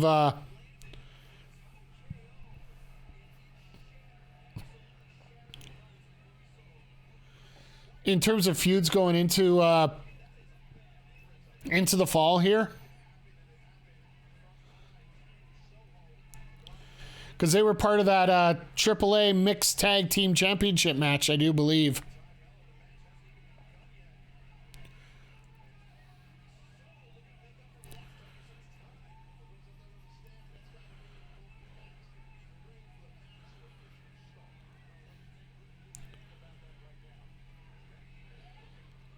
And they're just going to have a good old-fashioned brawl outside and not even start the match? Is this a way to technically get more ring time for yourself? You know, if you beat each other on the outside.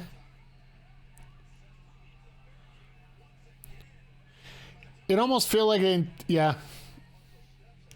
Sorry, I was just reading the same comment again. I thought there was a new comment up in the chat there. My bad.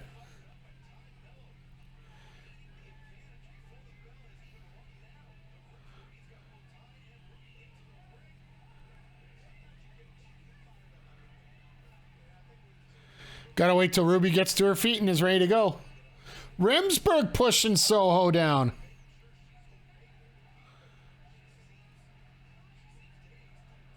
Oh, there's a receipt.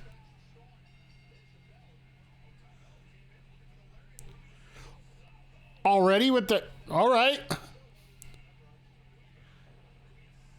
Saito suplexes, here we come. Killer Cross, eat your heart out.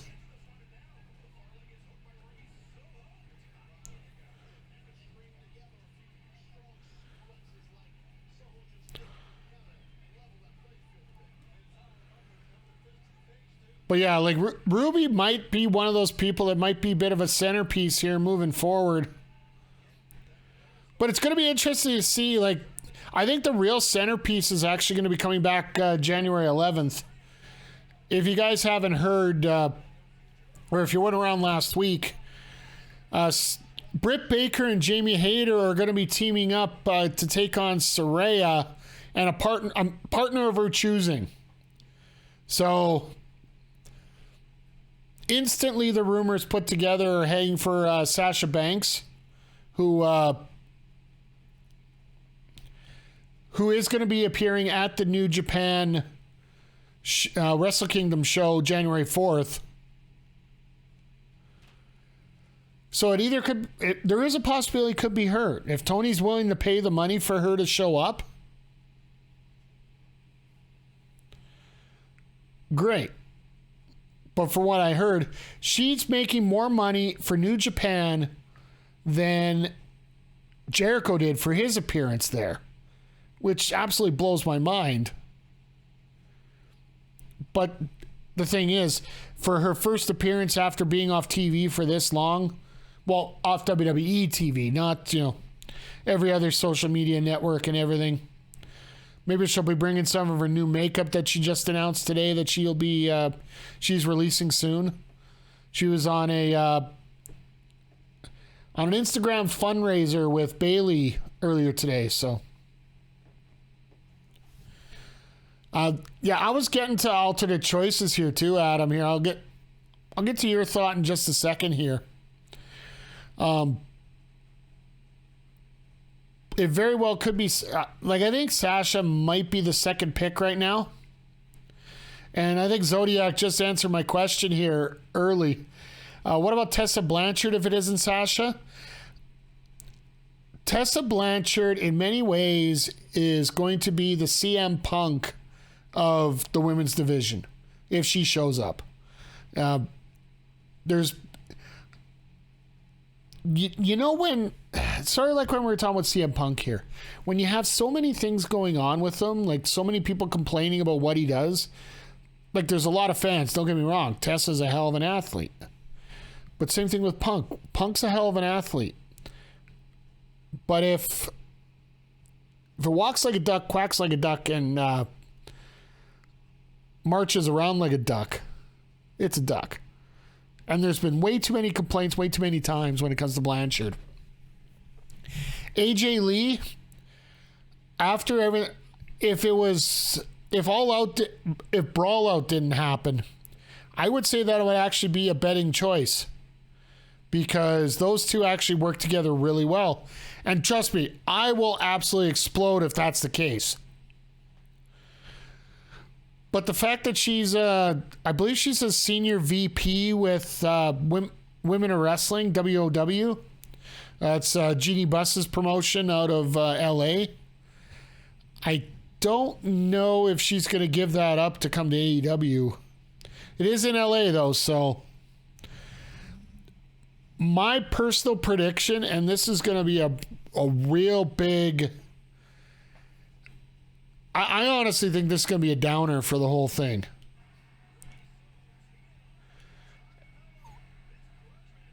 Ruby just... slowing down, speeding up, getting your third wind. My other prediction, and it's one that's going to be a real buzzkill, it's going to be Thunder Rosa. The return of Thunder Rosa to come back to face Jamie Hayter eventually so that she gets involved in this tag. And it sets up the match at Revolution for March 3rd.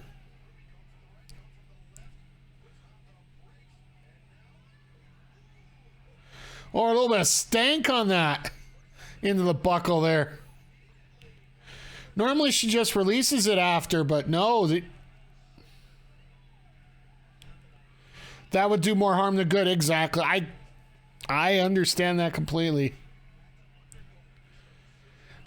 I hope I'm not right. That's all I can say. I hope I'm not right. I don't even think... Well, they need to get a big pop. That's why I think it's probably going to be...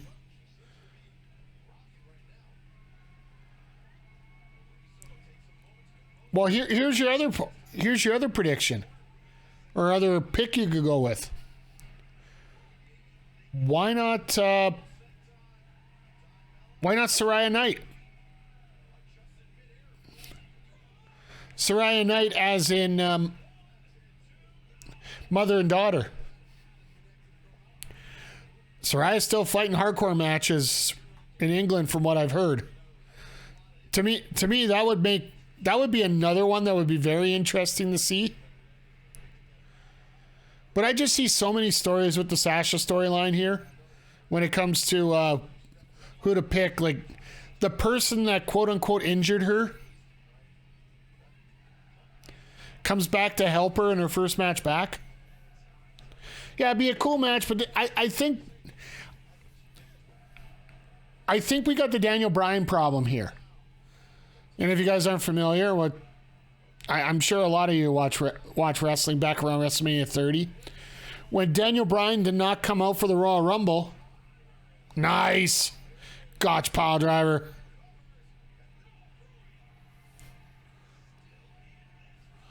Very nice. When Daniel Bryan did not come out for the Royal Rumble in 2015, and number 30 became Rey Mysterio. Rey Mysterio was the most hated man in wrestling.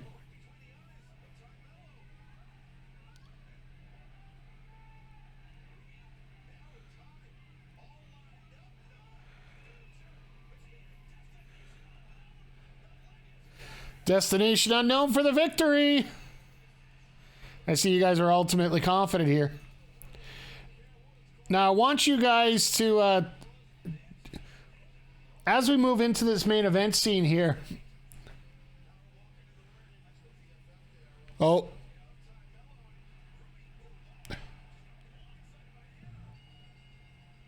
All right, well, Anna Jay's coming out to beat out. Who's going to come for the save? Yeah, poor Ray. In that match, it was just absolutely relentless how much they hated the fact that that Ray was not Daniel Bryan.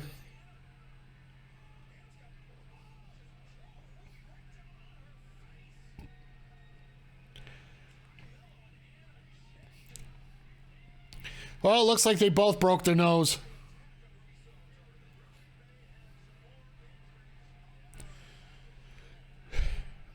So they're going to put her back on the shelf for a while or what?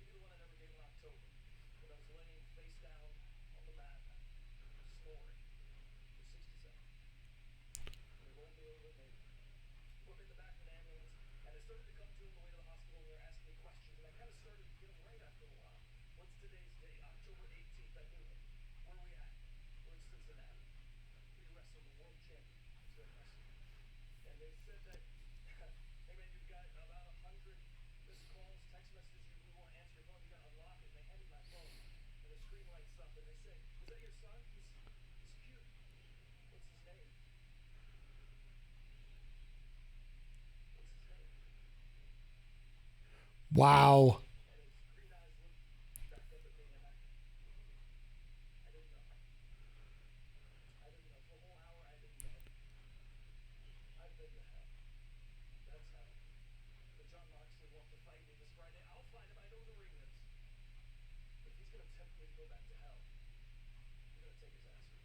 All right.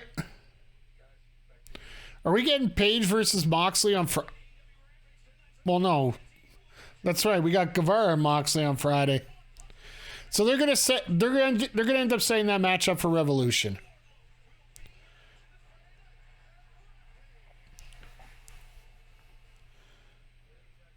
I feel so bad for.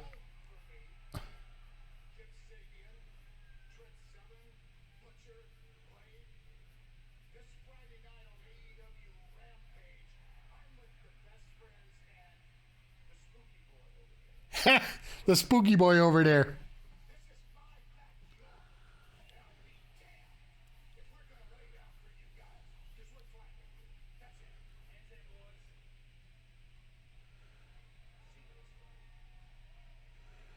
Okay, so that's going to be either your opening or your main event. Okay, we're getting some good. Okay, FTR and the Guns. We're actually getting FTR on our screens for a real match. So we got 3 matches so far. They screwed up. They screwed up. Somebody pull up that. Does Dustin ever look like his dad, eh? Yeah, he does. Now that the years have caught up to him, he definitely looks very close to it. But did you notice they screwed up on that graphic? I do believe they showed it being a ladder. I can't rewind it right now because we're in the middle of a stream. So, but if you go back there, they showed that next week's a no DQ. The week after is a falls count anywhere. And I do believe the last one it said ladder there. I'm not 100% sure about the last one, but I definitely saw falls count anywhere on next week's graphics. So they fucked up. They f***ed up. They screwed up big time.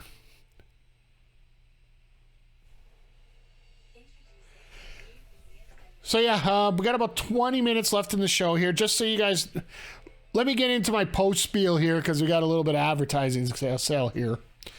First of all, thank you everybody for being out here tonight. I do appreciate it. I don't need a promo time to say that because I'd say it all the time. Without you guys, this stream would be nothing here. Once we're done here, we're gonna send it over to Heels, Pops, and Chair Shots as long as. Yeah, false count anywhere for New Year's Smash. And I think it said ladder match at the Kia Forum for the 11th, so.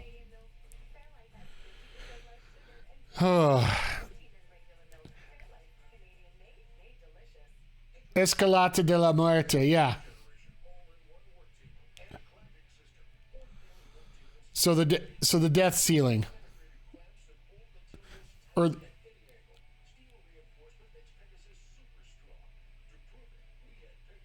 either way, I can't read Mexican too well. I'm sorry. I'm Canadian.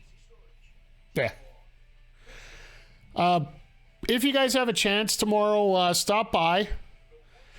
Stop by the channel. We're probably going to run right around somewhere between 1:30 and 2. I got my next sponsored stream thanks to Epic Games and Fortnite. We're going to be playing a couple hours of Fortnite here. Checking out the new chapter and everything that's going on with that. There is a link there. It's been going throughout the stream here tonight. If you click on it, it helps out. You don't have to sign up for the game if you don't want to, but I highly encourage it because it's fun as hell. Sunday night, I'm still deciding. We're going to run next stream after tomorrow is going to be Sunday night. We're either going to go through the new Mario Kart tracks on Mario Kart 8 or else River City Girls 2 has just been released. So I'm hedging towards the Mario Kart, and then we'll get to River City Girls when it gets on sale.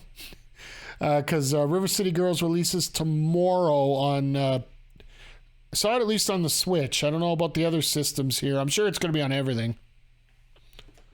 Escalera del Met. Okay, so they...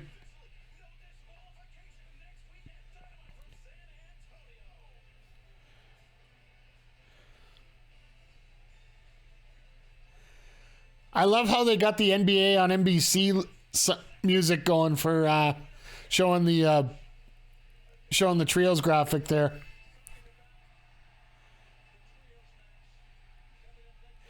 All right, well, I'll get the predictions up here in a second.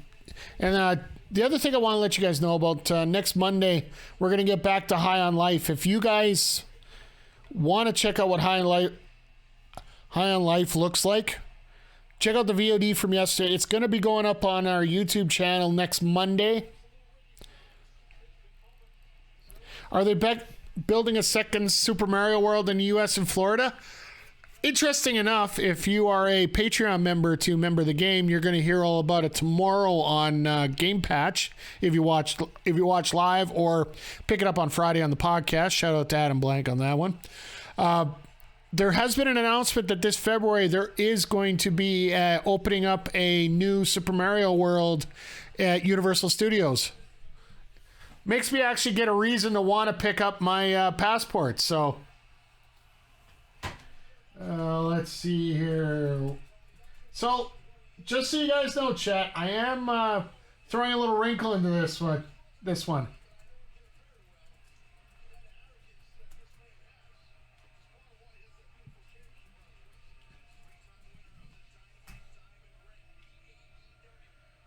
Let's see here.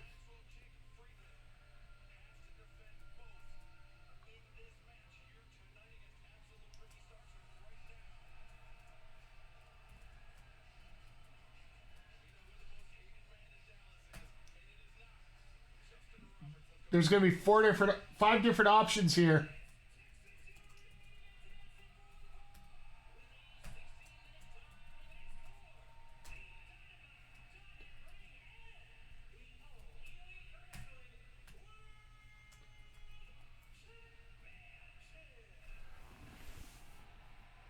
Okay, and I'm going to put this up here for 15 minutes. So there's 5 different options for you guys. MJF clean, Starks clean, MJF by DQ count out, Starks by DQ count out, or no contest.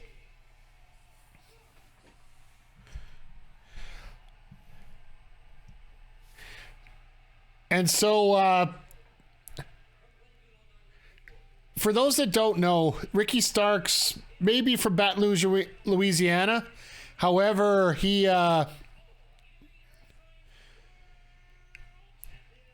basically cut his teeth all throughout Texas, and especially in this area of Texas where they are.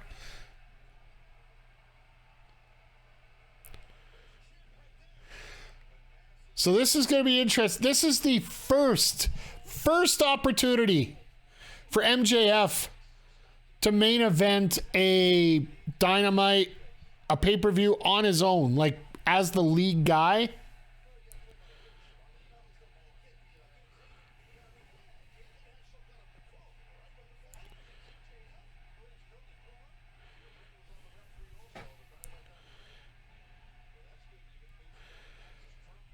Because it's actually been, it's been one of the more troubling things for me as we've been getting into MJF's reign here.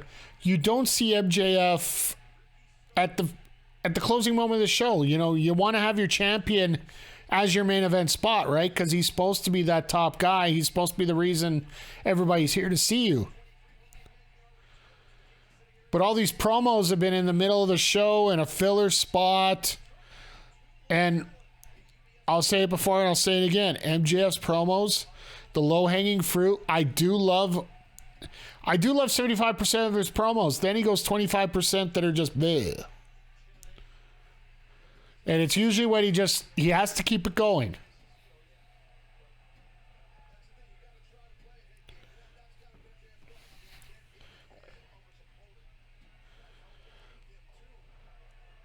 Well, that was a little awkward.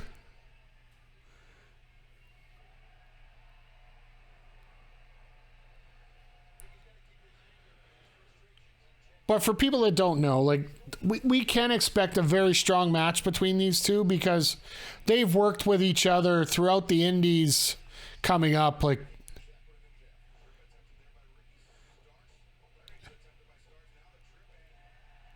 and the Fargo strut.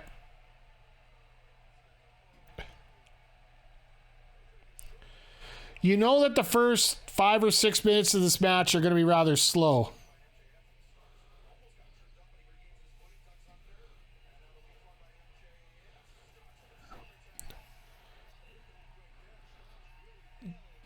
That was a little oomph on that shoulder tackle there. Not judging distance too well to start off.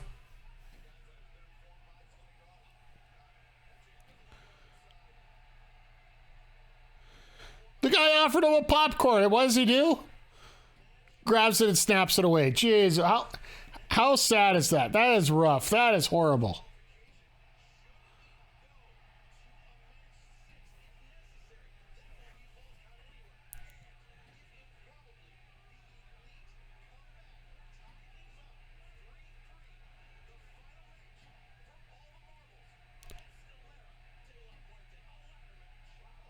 Okay, yeah, so it was a ladder match. Okay, that makes sense.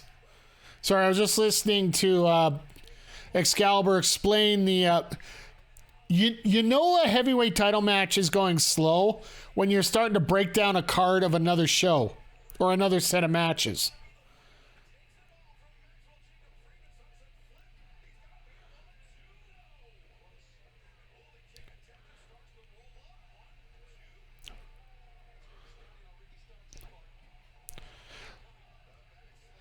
You know what the amazing thing is as I'm sitting here watching this? Yeah, you're right. I think they messed up on the graphic now. Excalibur has to explain. Yeah, well, yeah, that's what I thought. Like, I'm like, holy crap, you're not supposed to give that away. It's supposed to be like a storyline thing for after.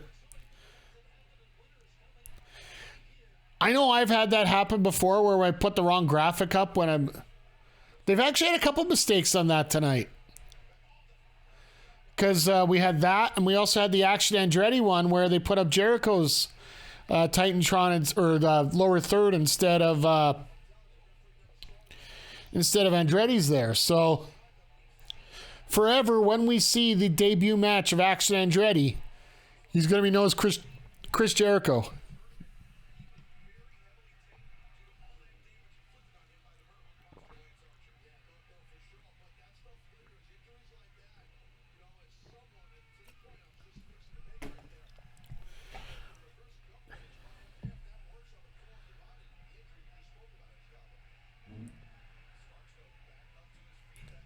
I love one of the regulars on here, and the commissioner of the show YEG Game Time Art just said the exact same thing.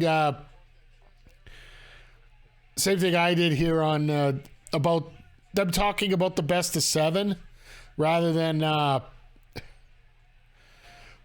about the heavyweight title match. This is the biggest thing I was worried about when they start having. Sorry, I got to turn that off during the commercials here.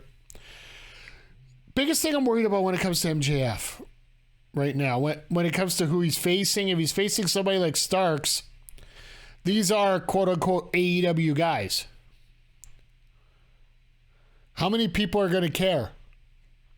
The live crowd cares. The indie crowd cares.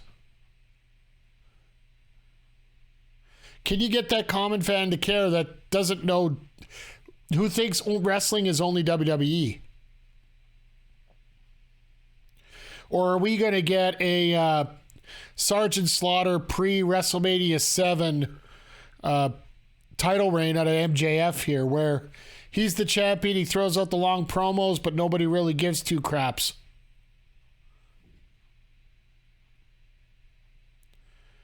To the point where they had to make up a fake bombing storyline because they had to move venues because ticket sales were about as... How do I put this so eloquently? Ticket sales for WrestleMania 7 were about as slow.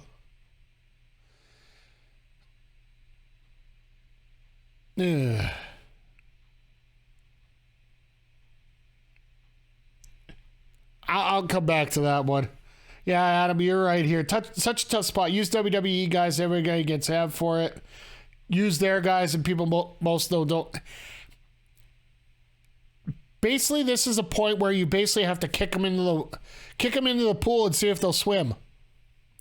Or if you were watching my Tekken stream last week, it's where where Ayachi takes his son and just dumps him off a cliff. If he lives, he's a demon. If he doesn't live, he's dead. Or if he doesn't live, he wasn't. Best way to find out: throw your kid off a cliff.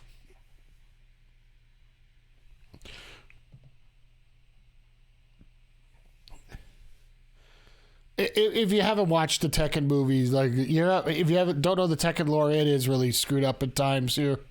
It does have a decent story, but it can get really weird at times. But yeah, it's a tough mixture here. I think they've done all they can to pump up MJF. They've given him the Punk feud. Personally, I think they had to basically reset his entire push when he left after the Wardlow incident there, or after the Tony Khan. They're trying to make the best of a bad deal, and I think that's pretty much what Tony's been doing for a while now. But at the same time, as much as everybody thinks that storyline carries forward, for a common fan, you gotta...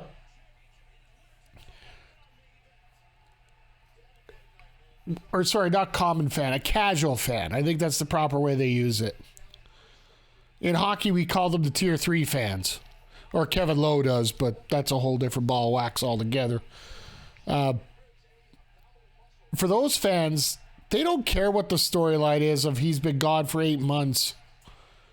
And then now we're supposed to believe that he's automatically this great contender. From week to week, you got to prove yourself that you are actually a strong enough contender here.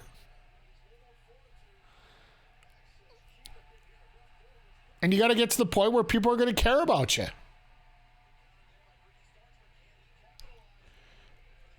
Like, the diehards are never going to go away. Nice clothesline by Starks. And it's one thing I will say about this wrestling overall here. Whether you're talking about AEW, WWE, or any of these upper groups, Impact Wrestling, New Japan, AAA for that matter, you cannot complain about the in-ring action. I would say a good 90 to 95% of the in-ring action is excellent. But and it's like Zodiac brought up earlier in the chat here, Give me something that is believable. Give me something that I can sink my teeth into. Something that I can understand that is... Give me a reason to want to watch this. And it seems like that... With MJF, they sort of had the ball rolling, and then all of a sudden it just went for a big detour.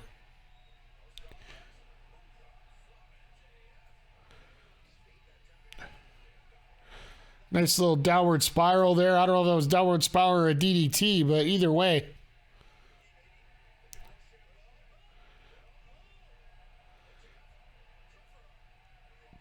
Tried to reverse that, but no.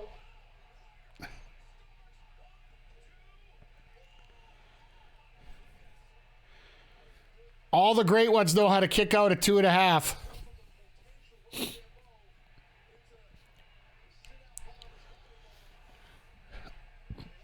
And for a lot of people, I know this is one question that has come up before. Some wrestlers will absolutely go to 2.5 every single time, regardless how early in the match it is. And some people actually don't like that. They want... Early in the match, they want to kick out at 1, and then just advance it from there, like you would typically in a video game, right?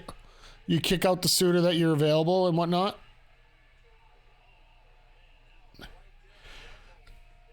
The smartest ones will kick out at 2.5 every time. Sort of goes back to an old football analogy, actually. If you an NFL reference, have you ever heard of Jim Brown? Famous running back for the Cleveland Browns. He would always wait 4 seconds before getting up.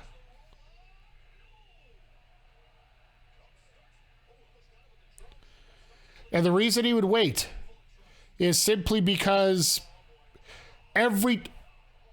Michael Richard Clark, eat your heart out. He does it better, actually. The power bomb on the knee.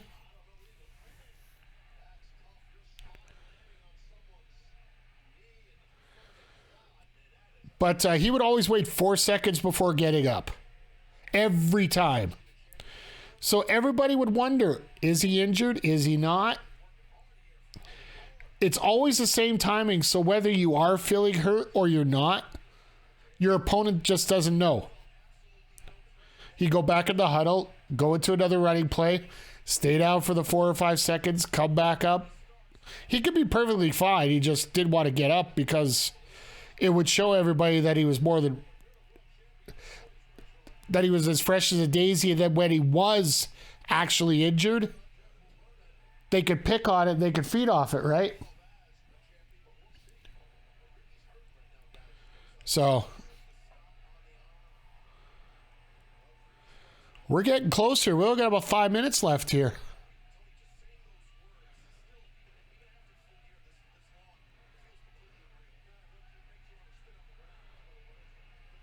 I love how Tony's so unbiased when it comes to MJF winning the championship here.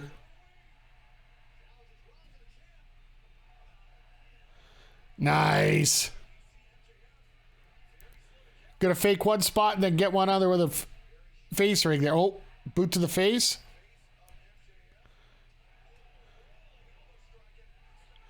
And there's a spear.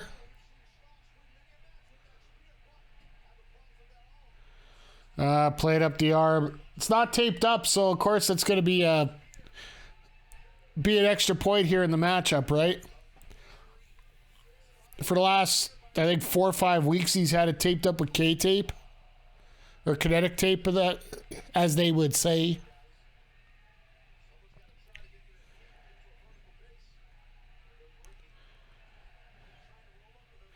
Watch this be a no contest and absolutely tick everybody off here.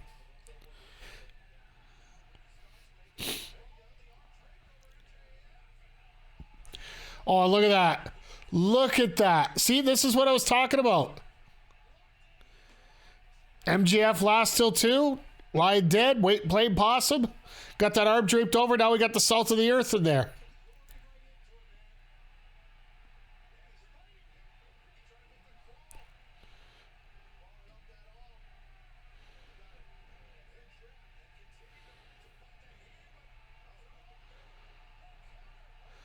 And now into the rings of Saturn.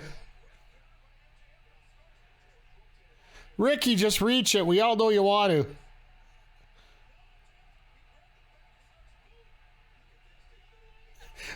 You don't have enough limbs to cover that.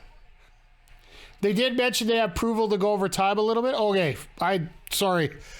I keep the volume down a little bit and also I'm chatting too, so. Thank you for that, Jaeger. I can't see them going that far over. Hashtag praise Saturn. We're going to come up with a hand signal for that praise Saturn.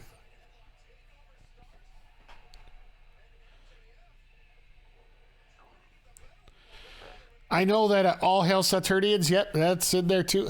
I just trying to. Oh, I got it. I hate it when wrestlers do that. When they screw up a move and they just automatically have to go for it again.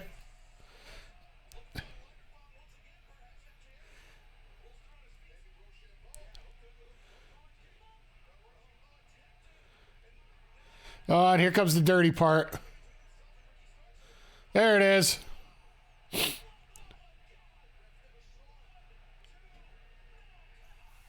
Oh, God, that's horrible.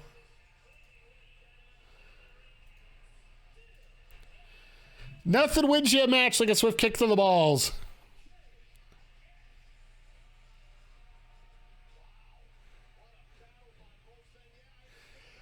Now, is this a burial of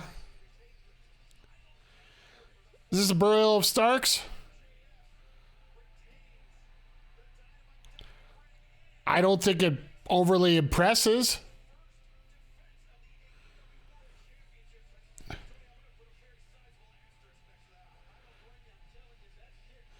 I think there could have been a lot better ways to finish it up, but when it comes to MJF, he's the king of cheap heat, whether it's... yeah. And Danielson's coming up the heel tunnel, too.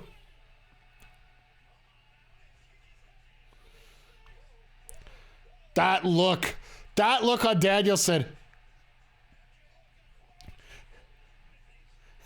He was trying to jump over. That could have ended very badly.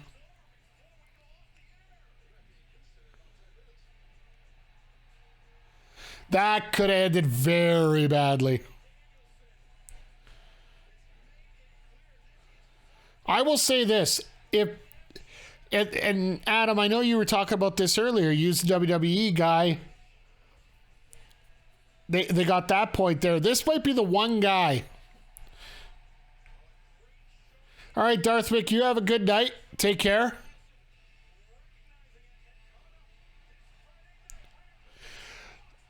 Danielson might be the one guy that you could use both ways. There's enough respect on Daniel Bryan Danielson. There's enough respect on him that we aren't going to have that issue. Because I don't think anybody can argue the fact that he's an absolutely fantastic wrestler on both ends, right? He's, whether it's the sports entertainment or the wrestling, he's just, well, he's one of the best on the planet, period. And it's going to be amazing to see what, the other thing I want to see is now that he's back, what does he do with Moxley and Yuta and Castagnoli here? I do see you next week. Look forward. All right, I will. I'll check that out once I'm done the stream here, which is going to be pretty quick here because since I did that very exponential rant before the show, it was rather taxing there, to say the least. But what I will still want to bring up here tonight, let's wrap up the show here. You got Action Andretti, who has made his debut in a win over Chris Jericho. I think for the most part, that probably is going to be most people's highlight of the night, where that kid was actually made tonight through Chris Jericho. It just shows what a great worker he is. You had the Elite setting up the story for the best of 7 for these last 3 to go absolutely all over the place. You got Ruby Soho getting the victory, but Tay Melo getting help from Anna Jay after the match and potentially severely injuring Soho again. Well, we'll see how that gets played out.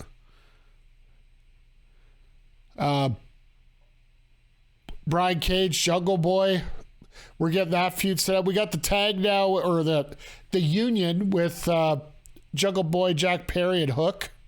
So hopefully we'll get some more Hook on our Dynamite TVs. And other than that, a few recaps of Final Battle. And all in all, a decent show. So overall, I would have to say a decent show. I really don't know what to make of that title defense with MJF. It's good, but it just doesn't. Once in a generation talent, yeah. Some things are, when people say they're once in a generational talent, to me, it gets a little upsetting that some generations we try to forget. There are certain things in the past generation we're not allowed to do anymore. So whenever somebody comes up to me and says once in a generation talent, it can be a very big double-edged sword in that sense, for the fact that a lot of people don't realize that if you're just that big of a talent, you gotta. There's a certain level of standards you got to lesson to. And I think that's a lesson for everybody this week, especially with what happened with Mandy Rose here getting released after Mattel said you shouldn't be doing fan sites the way you are. But like I said, you know what? That could be a whole podcast on itself, having things done up like that. I just hope there's nothing else crazy going on this week. Seriously, in wrestling, like, let's just have a good. Can we get a week of wrestling where we're not talking about some kind of drama somewhere? Like, I know for the dirt sheets it's great, but for me it's not. It's just not worth it.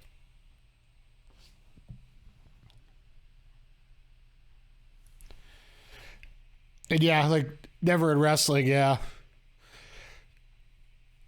And it's weird tonight. Biggest thing for me tonight when I'm watching this is it's a good product, but what's going to make it great? I think Danielson might be a way to help that out, but in terms of your over-the-top star power, you got your Jerichos, there's little pieces here and there that can make wrestling great at that point, but at the same time, if you're going to have a heavyweight championship match and you're going to call this one of your bigger shows, Starks has got to look better than that. Starks looked like he was a mid-card wrestler going for a heavyweight championship. It's the best way to put it. He looked outclassed. He fell for a rookie mistake, which I get it. There ain't many ways that you can end wrestling matches these days. But at the same time, it's the same thing I harped on with Jericho during his run with the Ocho until he started having some clean matches. There's always got to be some kind of gimmick, right? So to me, it's just frustrating that way.